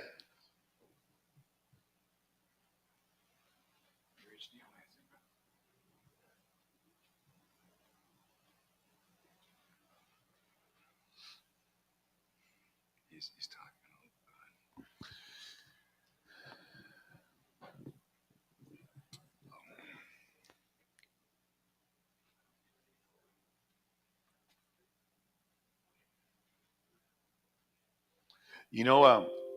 Since I have the mic here and we're waiting for Chris, we have an announcement, a flyer, if you will. Before you go, Reno, there's Reno Red Cloud right there. Reno, raise your hand, will you? Give us your Itancha wave. We have a Great Plains Tribal Water Alliance 2022 Water Conference. That's November 16th and 17th at the Lodge in Deadwood. Oh, that's a fancy place, isn't it? No gambling allowed for the conference attendees. But my friend, I know Reno's here, and Syed, you're here as well. So talk to those guys about the conference coming up. Reno, can you share a little bit about what the conference is about? Okay, my name's Reno Red Cloud. I'm with the Oglala Sioux Tribe Water Resource Department, and I've been a Great Plains Tribal Water Alliance board member since 2013. Syed Huck's on there, Doug Krogost. Syed's from Rosebud. Doug Krogost is Standing Rock. Elizabeth Wakeman's from Flandreau. Um, Mary Jane Guerno is from Lower Brule. But we're having a conference, an annual water conference in Deadwood Lodge on November 16th to the 18th. There's some flyers up here, but it's an opportunity for everybody to come together because the Great Plains Tribal Water Alliance was a spinoff of the Mini Soche group years ago for protecting our treaty water rights. Then it went into the Great Plains Tribal Water Alliance in 2006. Then it continued on and it died out for a few years, but got resurrected in 2013. But right now, a lot of our issues are protecting the Black Hills and the treaties, our water rights, and then our issues with mining, oil pipelines, everything that affect the Oceti Shakoi. So, but it'd be a good time if you guys wanted to.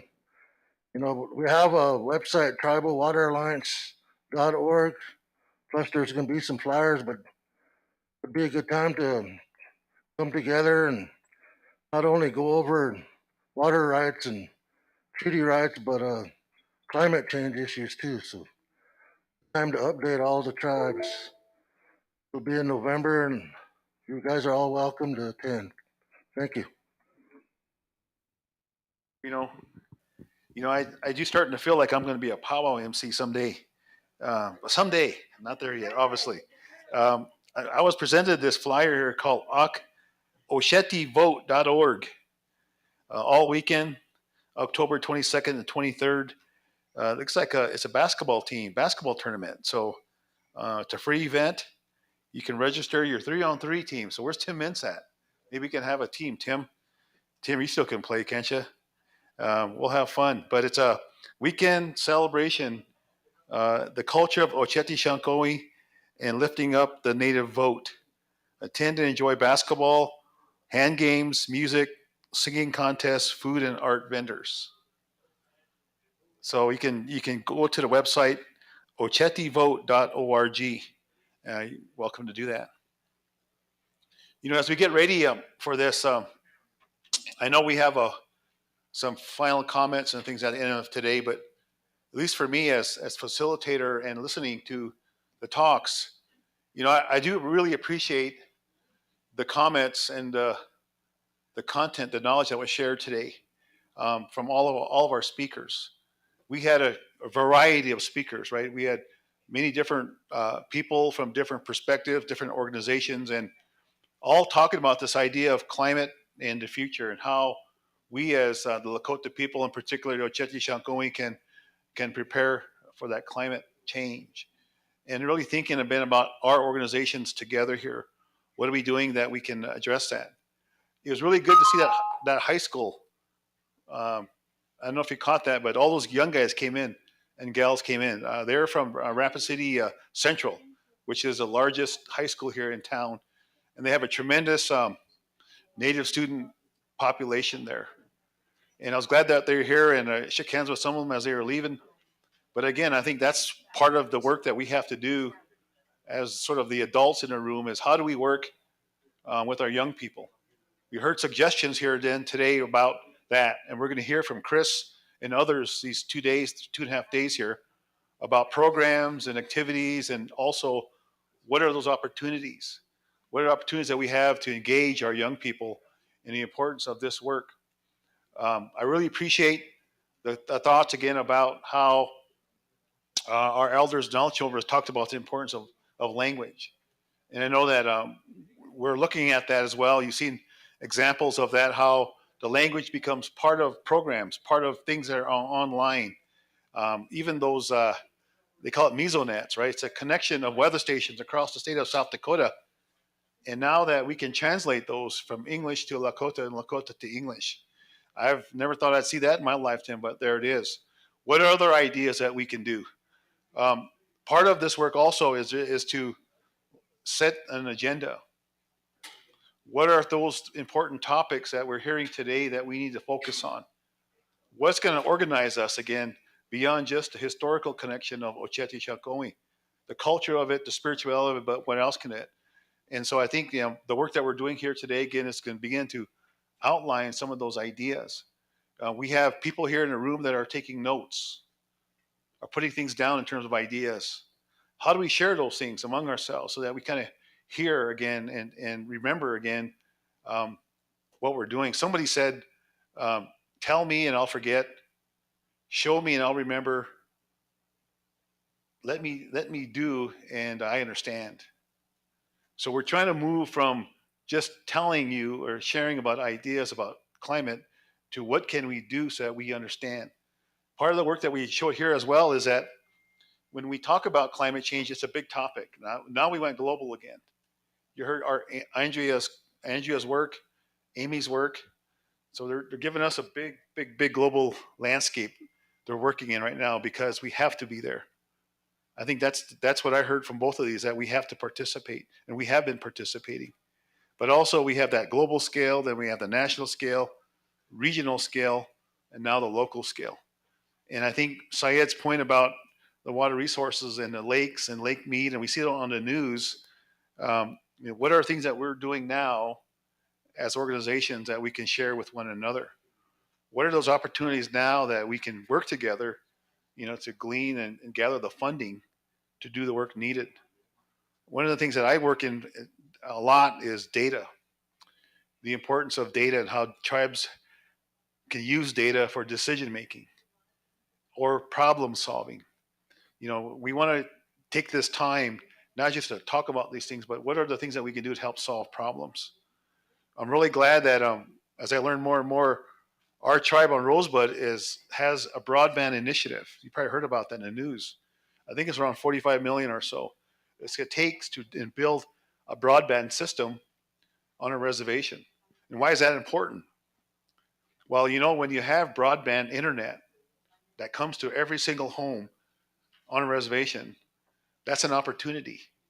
That's an opportunity for that family, for that young people, begin to look at that technology, you know, to build opportunities and to glean opportunities for themselves and their families.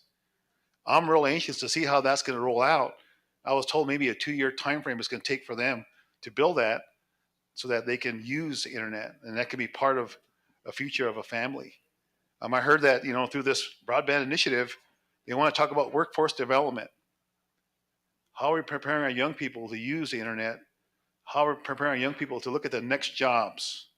What do the future jobs look like for our people, where they can stay in a community and participate and learn the things from our elders? They're close by, the proximity is close by, yet they can be connected to the world and work on things together. There's an initiative that I've been part of through Google. And if you know, some of our local high schools on reservations now are teaching data science and data education. And so Google came to us saying, we want to understand how we might better work with tribal nations and tribal students and tribal schools. So a conversation has started, not only preparing students to learn how to use these data science skills, but also how can that lead to entrepreneurship? How can students create their own companies and own jobs and own small businesses using those things? So that's conversation that started, and then we're talking about curriculum. So how do these schools begin to build data science curriculum in the school so that everybody has an opportunity to learn, not just the really smart ones, right? It's for everybody. Then we're also thinking about the teachers. The teachers are critical in transferring this knowledge to the students because the teachers are there every day. And so we're talking about that as well. And it seems to be exciting times. I tend more to go towards that kind of thing, meaning I support that because I know a lot of Native students are doing that work. And I know that it's important that it comes from the ground up as well. I know with working with Google, there are those cons and pros with that, but I think it's important that we consider those opportunities. And what else can we do? Let's think about the tribal colleges. Are there any tribal colleges here with us today? I know many of, I don't know, I come from the tribal college. I come from Sunday University, both as a student. I worked there for 8 years. And I worked on science and I worked on climate change back then. And that was from 1998 to 2008. So I have the familiarity with tribal colleges. I support tribal colleges, and wherever I go, and I do get to travel and speak at many different places. I do promote tribal colleges as important community anchors on our reservations because they've been doing that for over 50 years, and that's important. So what's the connection between Oceti, Sakowin, and tribal colleges going forward?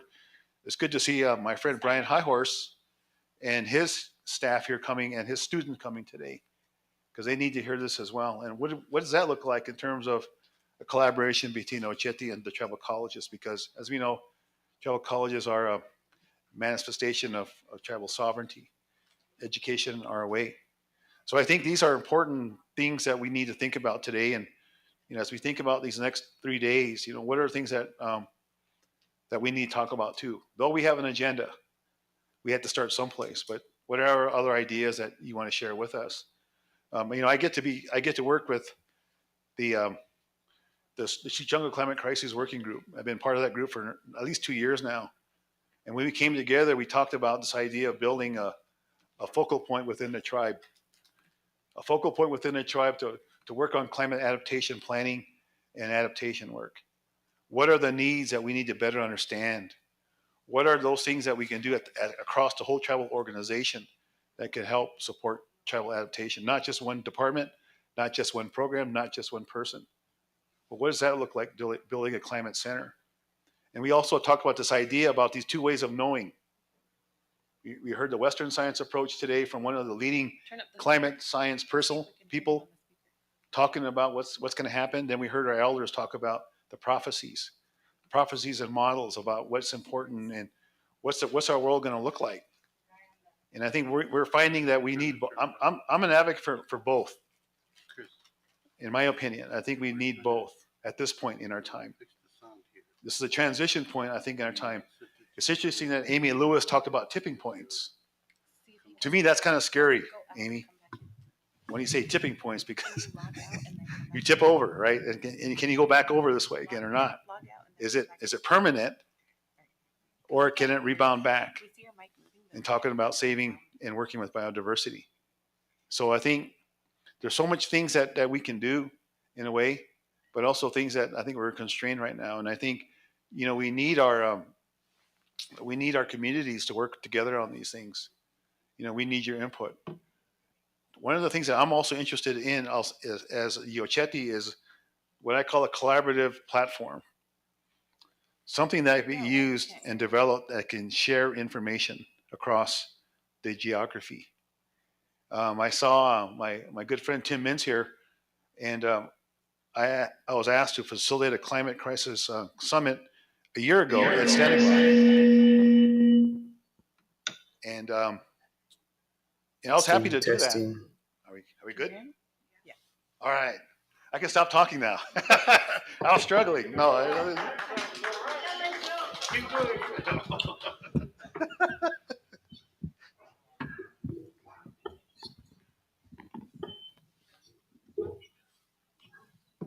Testing, testing.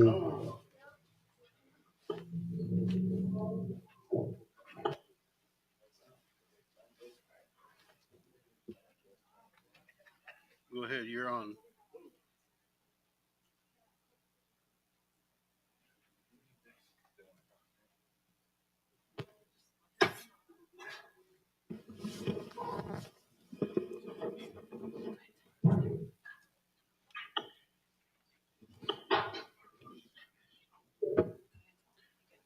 Chris, we can hear you. Chris, can you hear us?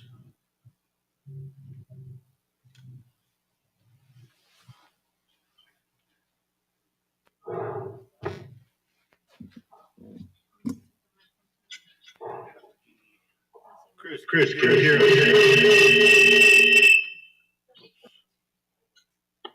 Yes, I can hear you guys.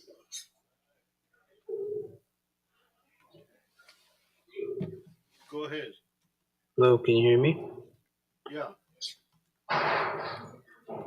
You can hear me now? Yes. Okay. All right.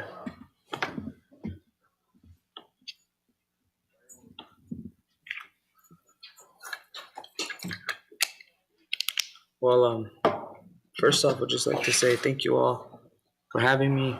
Um, my name is Chris Onani. Ne Chris Onani yan ban ma tiwa. Ne lomoke bo yan hopi ma tiwa. Ne klosefana teviet kita. Hello everyone. My name is Chris Onani. My Hopi name is Lomokweva. I'm from Tuba City, Arizona, and I'm Mini Goats Clan. And I wanted to share with you all today the importance of drought-resistant seeds and how that will play a major role in our efforts to adapt to and combat climate change, which is the main reason that we're all here today to talk about and to figure it out. And I apologize for not being there in person. I had plans to do that, but a family emergency came up, so I had to stay home. But that also allowed me to be able to be home and also uh, help my family harvest, which we started doing about a week or two ago. Um, and I don't know, are people able to see my screen if I share a presentation? Because I have some slides with some pictures that I would like to show if that's possible. We can see everything on your screen. Okay. So let me just pull that up here. And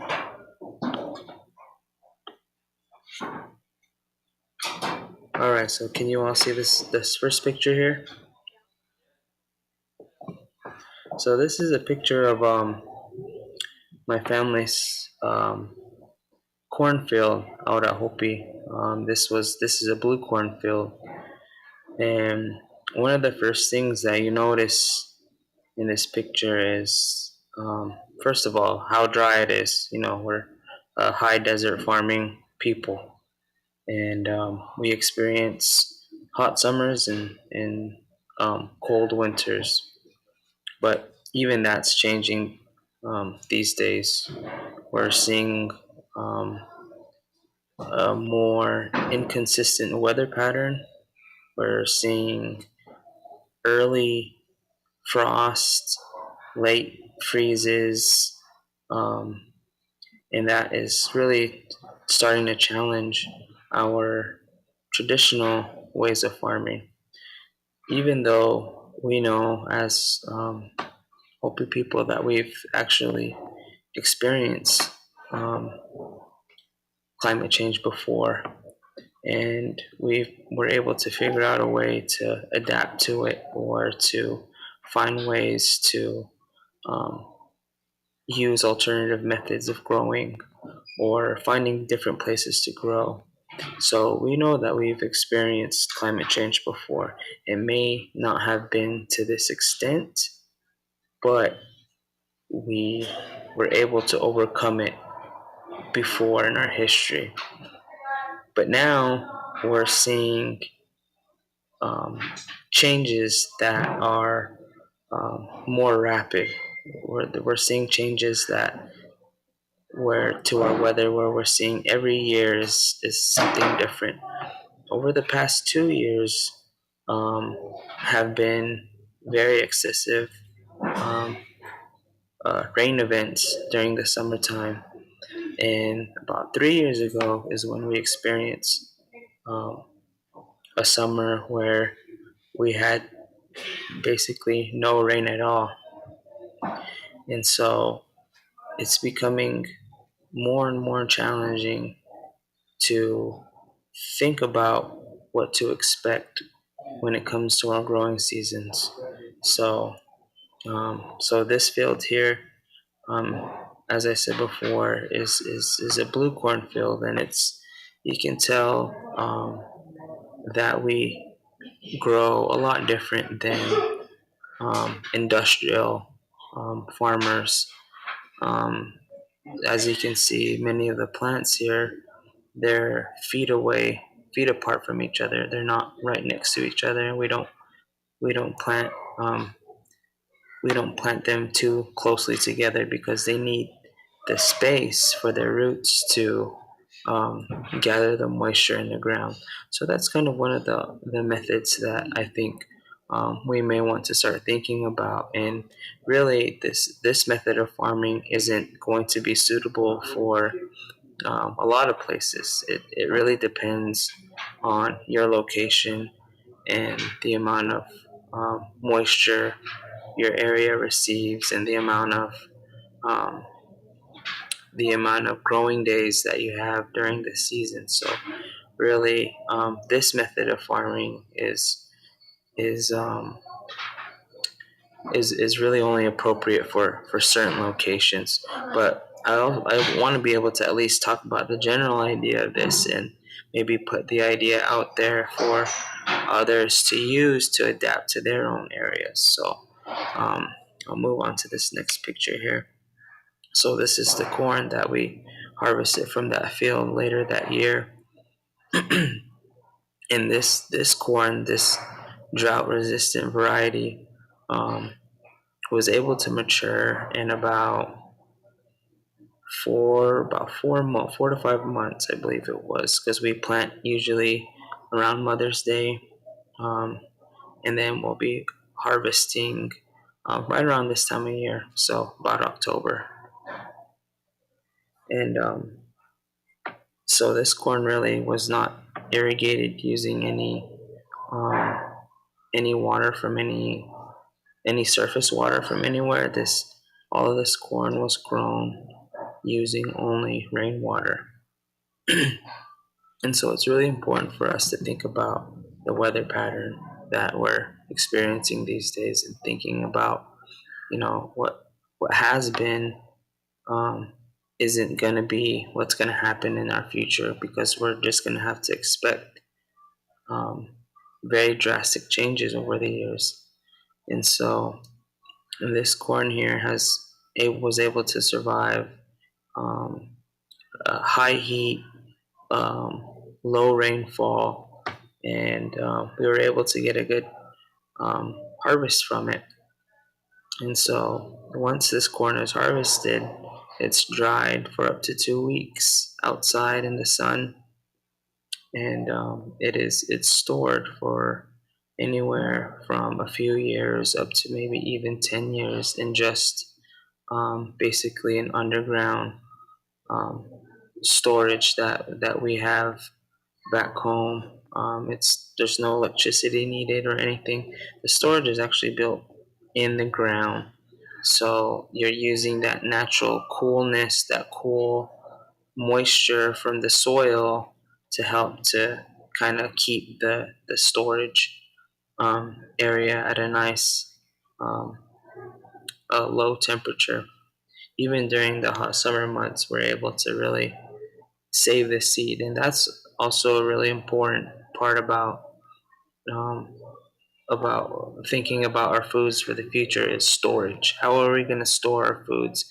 What's going to be the most um, efficient and effective way to store these foods for the future without without relying on electricity or fossil fuels or um, any of those things? We want to think about storing our foods in the most natural way possible. And we've done it all. I think almost every single indigenous community has a certain way of storing their foods using very low cost and very low impact storage methods. So we also grow white corn, which is also shares the same drought resistant um, capability that the blue corn has as well. Um, this white corn here also takes about the same amount of time to mature as the blue corn. And it just goes to show you that there are many different varieties of of seed that will be able to resist drought. And so really I can only really speak for the areas that are going through drought or are experiencing drought, because that's really all I know. I'm not very familiar with other parts of the world where they might be seeing increased rainfall or increased snow um, or lowering temperatures. What I'm getting used to or experiencing now is high temperatures and lower um, moisture precipitation levels. So I just want to be able to share that as well. But I, you know, I at first actually, when I first started helping my family farm, um, I never really thought about it as anything more than just being put to work, as basically being a chore. Um, I, basically had no choice but to go out and help my family every year to do this work and to learn about these seeds and to do these things. But I'm thankful for it now, because it really has taught me a lot about um, who we are as Hopi people, who we are as Indigenous people, who we are as farmers, and thinking about all the generations that have passed the seed down onto us. We don't buy our seed from any companies or anywhere outside of Hopi. We save a majority of all the seed that we produce, and we want to be able to have it for at least the next 4 to 7 generations ahead. So we're always thinking ahead. We always have to think about next year and think about the year after that, and just to be able to have a backup plan just in case something really bad happens. Say, um, we don't get enough snow, which we're starting to experience a lot more these years. Is that we're seeing very reduced snow levels in our area, and snow is very important so that it's able to put that moisture in the ground before the planting season starts, so that we're able to so the seed is able to use that residual moisture that's in the soil already from the snow melt, so that it gets a head start in growing. So um, my mom and my grandma were kind of the main ones who really taught me the importance of our seeds, and telling us that these seeds um, are are living beings, and they're basically unborn children as well. So what we're taught is that when we plant, we're basically um, we're creating life that we're going to have to be responsible for the remainder of the growing season. So we basically have to think about these seeds as our own children. We have to think about them like that. We have to treat them like that, um, and just try to give them as much attention and love as possible, because then that will allow them to fully mature and live their full life cycle.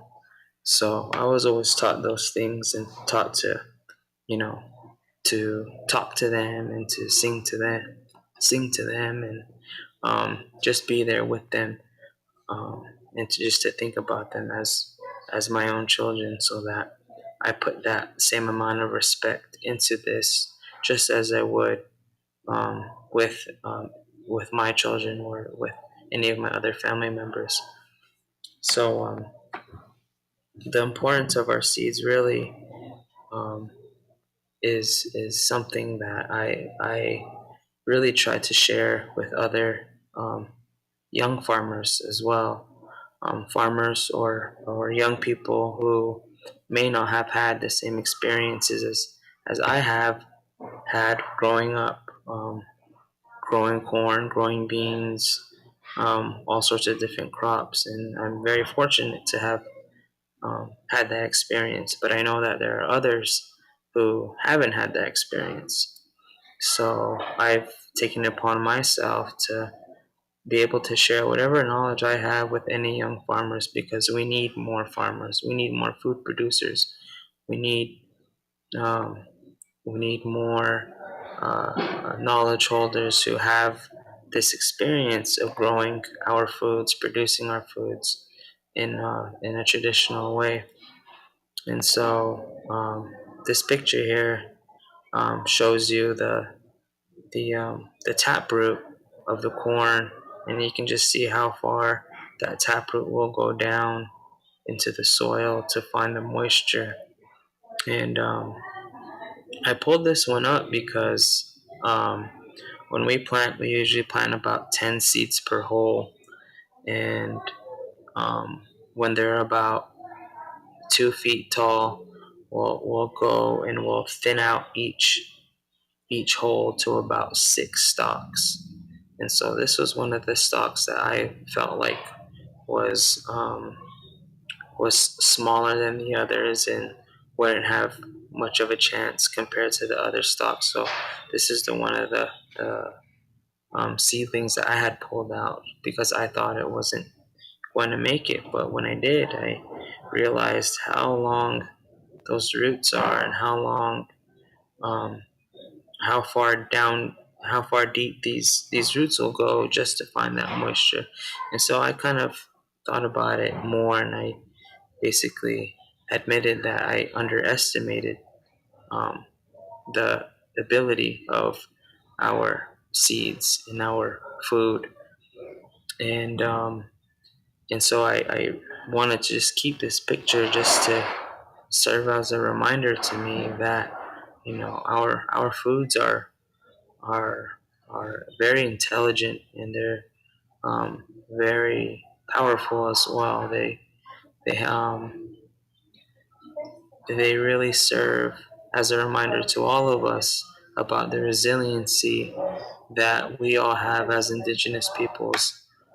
Everything that we've experienced in our past, we'll basically be able to find a way to get past it and to get through it. And so, looking at this corn here, that just really served as a reminder to me that I need to continue this work. I need to continue farming, and sharing my experience and my knowledge in it, and encouraging other young indigenous people to continue to practice um, their traditional food systems, but also to make sure that they're tying it in with their language, with their history, and every other aspect of their culture, because our food really um, serves as nourishment not only to us physically, but spiritually, mentally, emotionally. And so, food isn't just something we eat; it's um, something that nourishes us in all the different ways. So, really, my experiences in this work really has led me to travel to a lot of different places and to speak in different places, to share my experience and knowledge in different places. Um, and so, in this picture here, I was invited to participate in the United Nations Convention to combat desertification, land degradation, and drought in New Delhi, India, back in 2019. And I believe I was the first representative from the International Indian Treaty Council to actually attend this convention. And it's one of the newer ones, one of the newer conventions. And so um, we're we're really excited to be able to continue our participation in this convention. I was invited as a youth farmer to attend, and to share my knowledge about um, what we're experiencing back home at Hopi when it comes to drought and how it's affecting our livelihood and our culture and our language and our foods. So while I was there, I was able to speak on that um, and to let other youth know that um, what we're experiencing in our area um, isn't just happening there. We know it's happening in all different parts of the world, and we know that indigenous peoples all across the world are experiencing similar things. But we should be able to come together um, as a group to find solutions, to find ways to overcome these things together. Um, Even though we might not um, live right next to each other, we might live on opposite sides of the world, but we'll be able to create um, a positive movement to be able to encourage other youth to learn about ways of combating and adapting to climate change. Um, and so um, at the end of the convention, um, we were able to draft a, um, a statement representing the youth in our position in regards to climate change and how we see it and how we feel that we're gonna be the main ones um, to to live through the impacts of this climate change um, generations. So we want to be able to have a voice. We want to be able to have a seat at the table to voice our opinions and voice our perspectives because we're going to be the ones to really um, to live through the impacts of climate change here. So I felt like this was a very important moment um, at this time, and I hope to um, take another one of these pictures again at the next um, climate change conference. But I want to be able to have more indigenous people there because I was um, only one of a few indigenous youth who actually were there for this. So I want to be able to see if I can get um, more indigenous youth to be a part of this this effort here. So with all of that, really, I think it's I don't know. Is it time for questions and comments or anything else like that? I think this is my last slide.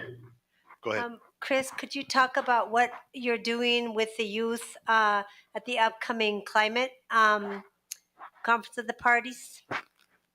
Yes.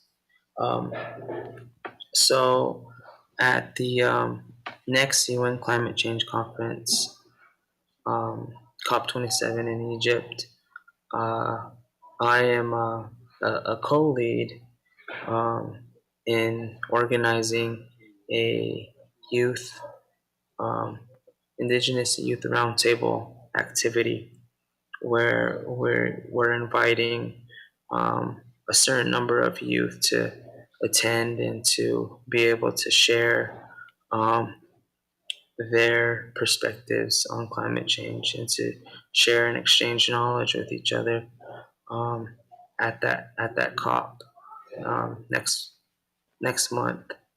Um, we're hoping to um, create a very open and inclusive space there where we're not gonna really focus on a lot of technical language or anything like that. We want to be able to have everyone there speak what's on their mind and to be able to share freely without feeling intimidated um, by the overall big picture of the whole convention.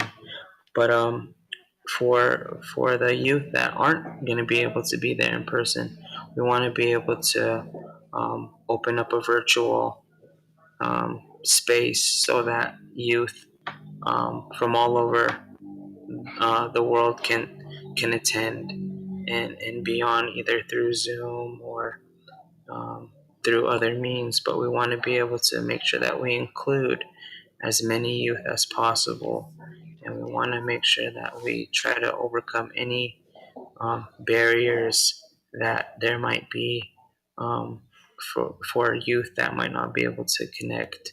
So that's what's going to be going on next month at the next climate change convention.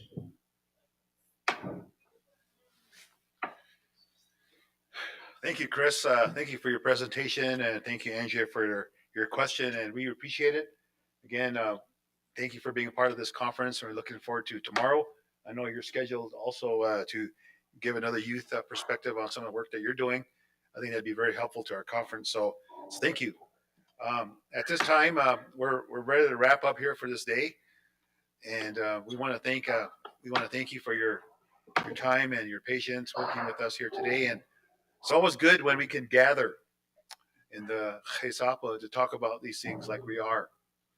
And it's always good that when we come together, as was said earlier, that we still have our traditions, we still have our ways of being and how we do these kind of meetings. And so, with that, I want to call upon our chief organizer here, our chief planner here, to close us with some closing remarks.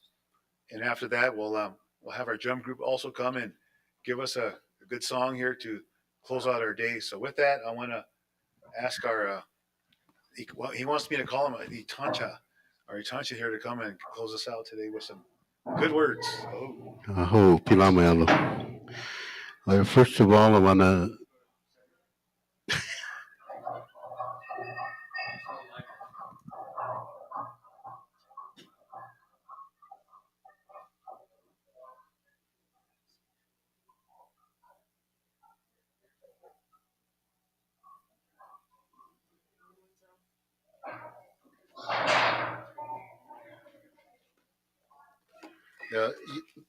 down Petuki,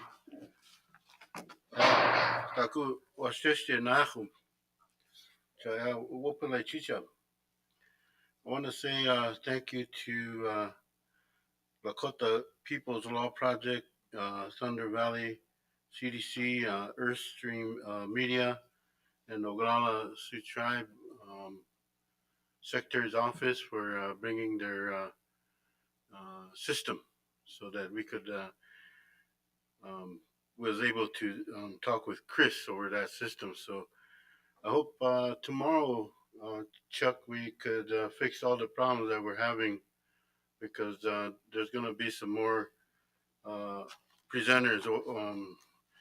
Like MTI's Rangwala is going to be on Zoom also. So today we learned quite a bit. The spiritual knowledge, water, the change, stewarding the land, drought resistant seeds. So tomorrow we look forward to another full day. But I do want to let you know that we will have dessert after the noon. Also, welcoming those that arrived late. I see our treaty elders come in. Bill Means, it's good to see you, Bill. I haven't seen you in a while.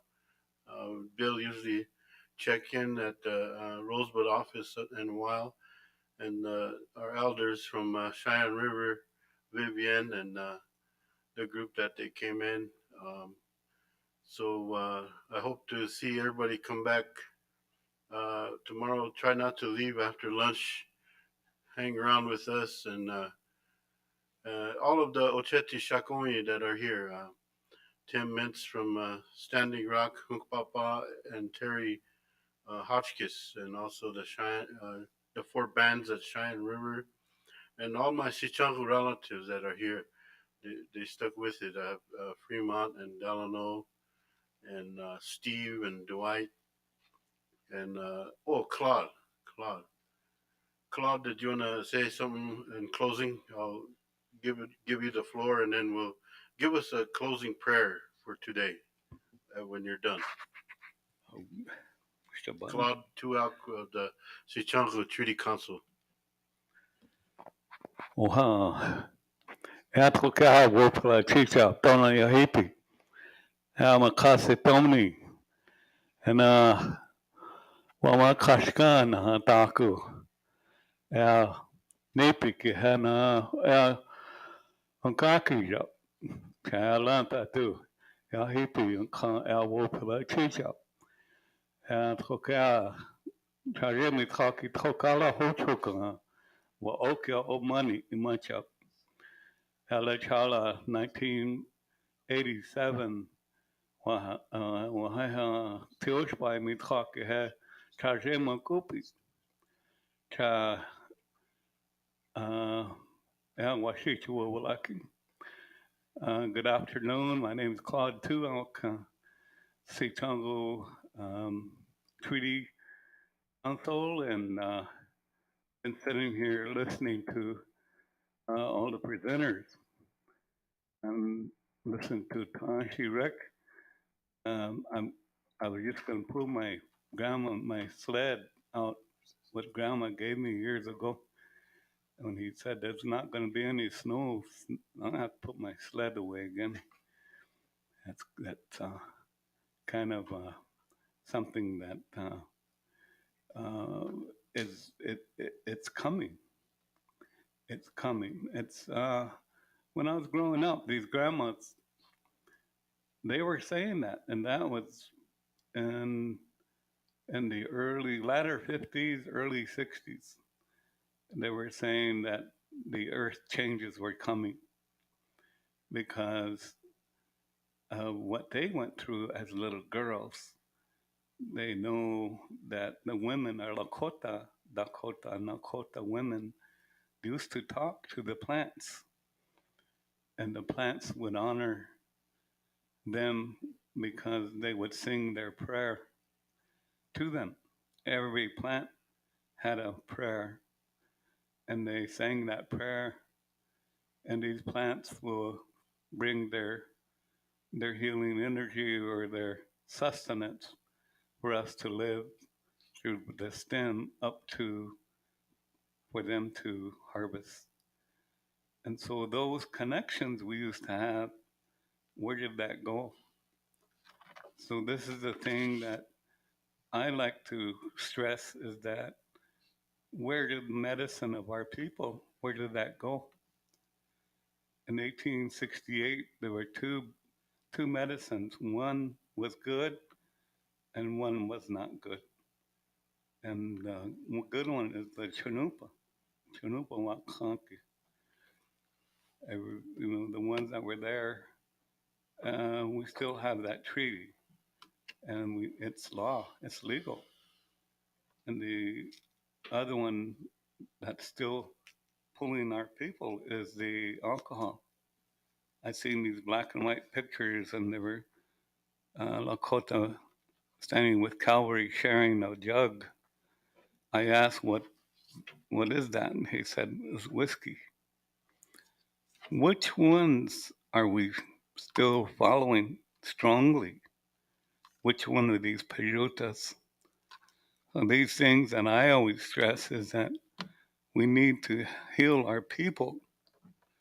These spiritual wounds are deep inside of us, and we need to start letting go.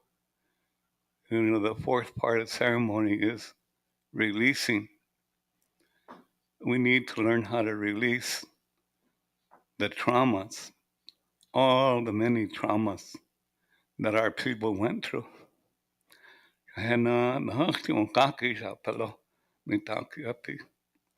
These are still historical trauma it's in our DNA, and why we behave and our youth behave, learning from us as adults. and nobody cares anymore. Nobody cares.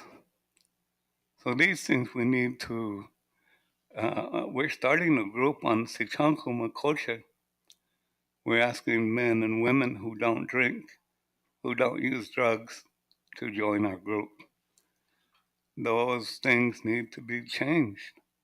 Peshuta, Awashteste, and Ahani, Ulakota, Oceti Sakowin, Ahani Washag, Duktekte Maka Sitomni Omani, and a Washag Omani, Chanupa Maka, Takuwa Kankana Yuhamani. These teachings that they grew up with, the respect and the love they had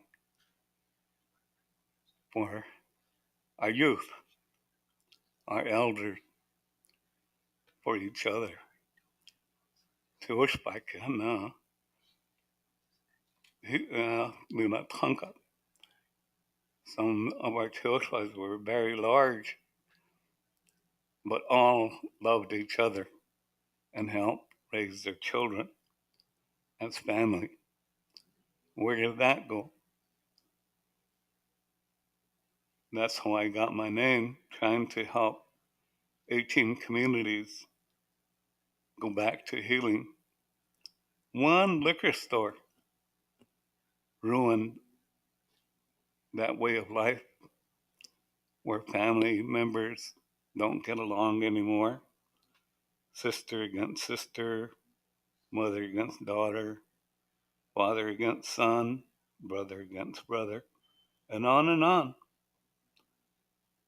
We chokujake ahichba. The sickness of alcohol and drugs needs to stop. We need to let that go. Let that go, because it hasn't helped us. We need to dig deep inside of us and find the true energy of life. Woa kanke ahani. Dukte hana wakon wichasha. Dono woa kan yaha mani hana. Hana pejuta washte yaha mani. A lot of our spiritual people, men and women, help with the medicines of healing. As I look about, there's very few of us. I throw myself in there because I've been struggling helping our communities, our families. Very few of us are left. Our language is disappearing. So we need to understand the language. We need to reunite our people. Oceti Sakowin. We need to start going around these negative barriers and use that hunka. We look about with other tribes are having the same problems. We need to start looking at each other as family to help us live.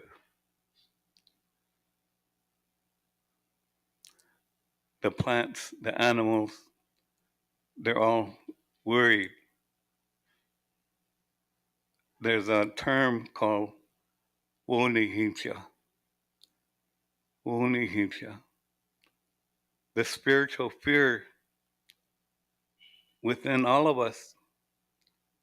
We need answers. What are we going to do for our future? What's coming? These things, by letting go, finding unity, finding those answers, because our people are survivors. They've survived many obstacles with our relatives Wamakashka Oyate, the animal nation. We come from the animal nation. We come, this energy of life. Why the fourth pinch of chanshasha that we put in our chanupa? We say, Wamakashka Oyate. We pray for our people, our relatives, the animals. We pray for the energies, the plants that give us life, the water, the air, and all those good medicines that we must hang on to, teach our young people, help them. A lot of them are committing suicide. A lot of them are running toward alcohol and drugs. So these are things we must do as family. So I appreciate all of you that come. I appreciate all of you that are listening. Yeah, na petu ata chicha honcho komani. Tiwahe on kishap ke hana. Tukzekste hana gakija. Shalan petu na tchokata kya. Pejuta washtek na you harmony po. Help each other. I thank my Tanashi,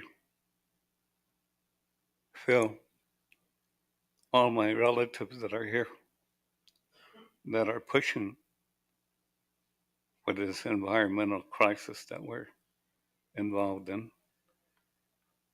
And thank you for allowing me to say these few words. So not down wopele chicha. Chanku washte hana akamanipo. Oh, washte wopelalo.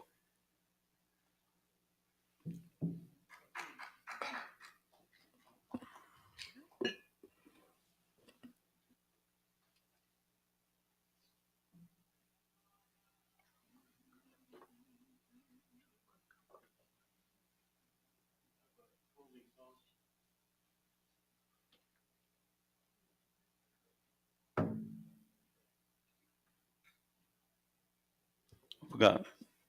El wochike wa karingte.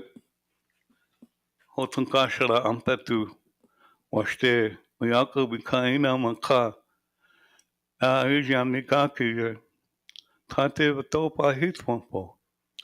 Maka. Wamblegalish kakula hitwan on kapo. Am tuailana wakochokoma. Tima oyako kehana. Wake ake hochokan timaya. Wash agwan po. Wana on kupelo. Wana on kupelo. Sa on kapo he. Chunupa Yakub kehe. Wash agwan po. Which hokan wash this. Yakub. Kan wash agwan po. Heche. Wakayon kita. Isam takoja. Natona hena. Nakshina jibshi. Antona wakanki. Tiata yankapi. On kapo heche. Ake. Which hosani. Na wo kekta. Natona hena. Chunupa yahamani. Wash agwan po. Ya wopla. Chicha. Omitaku asa.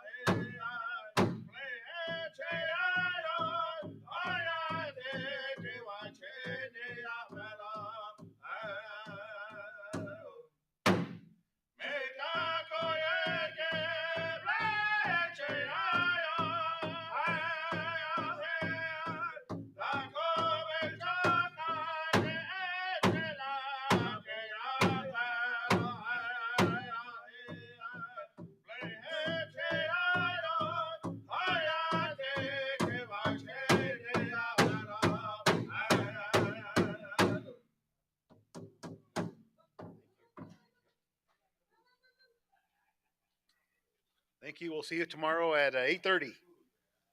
Have a good evening, everybody. Stay safe.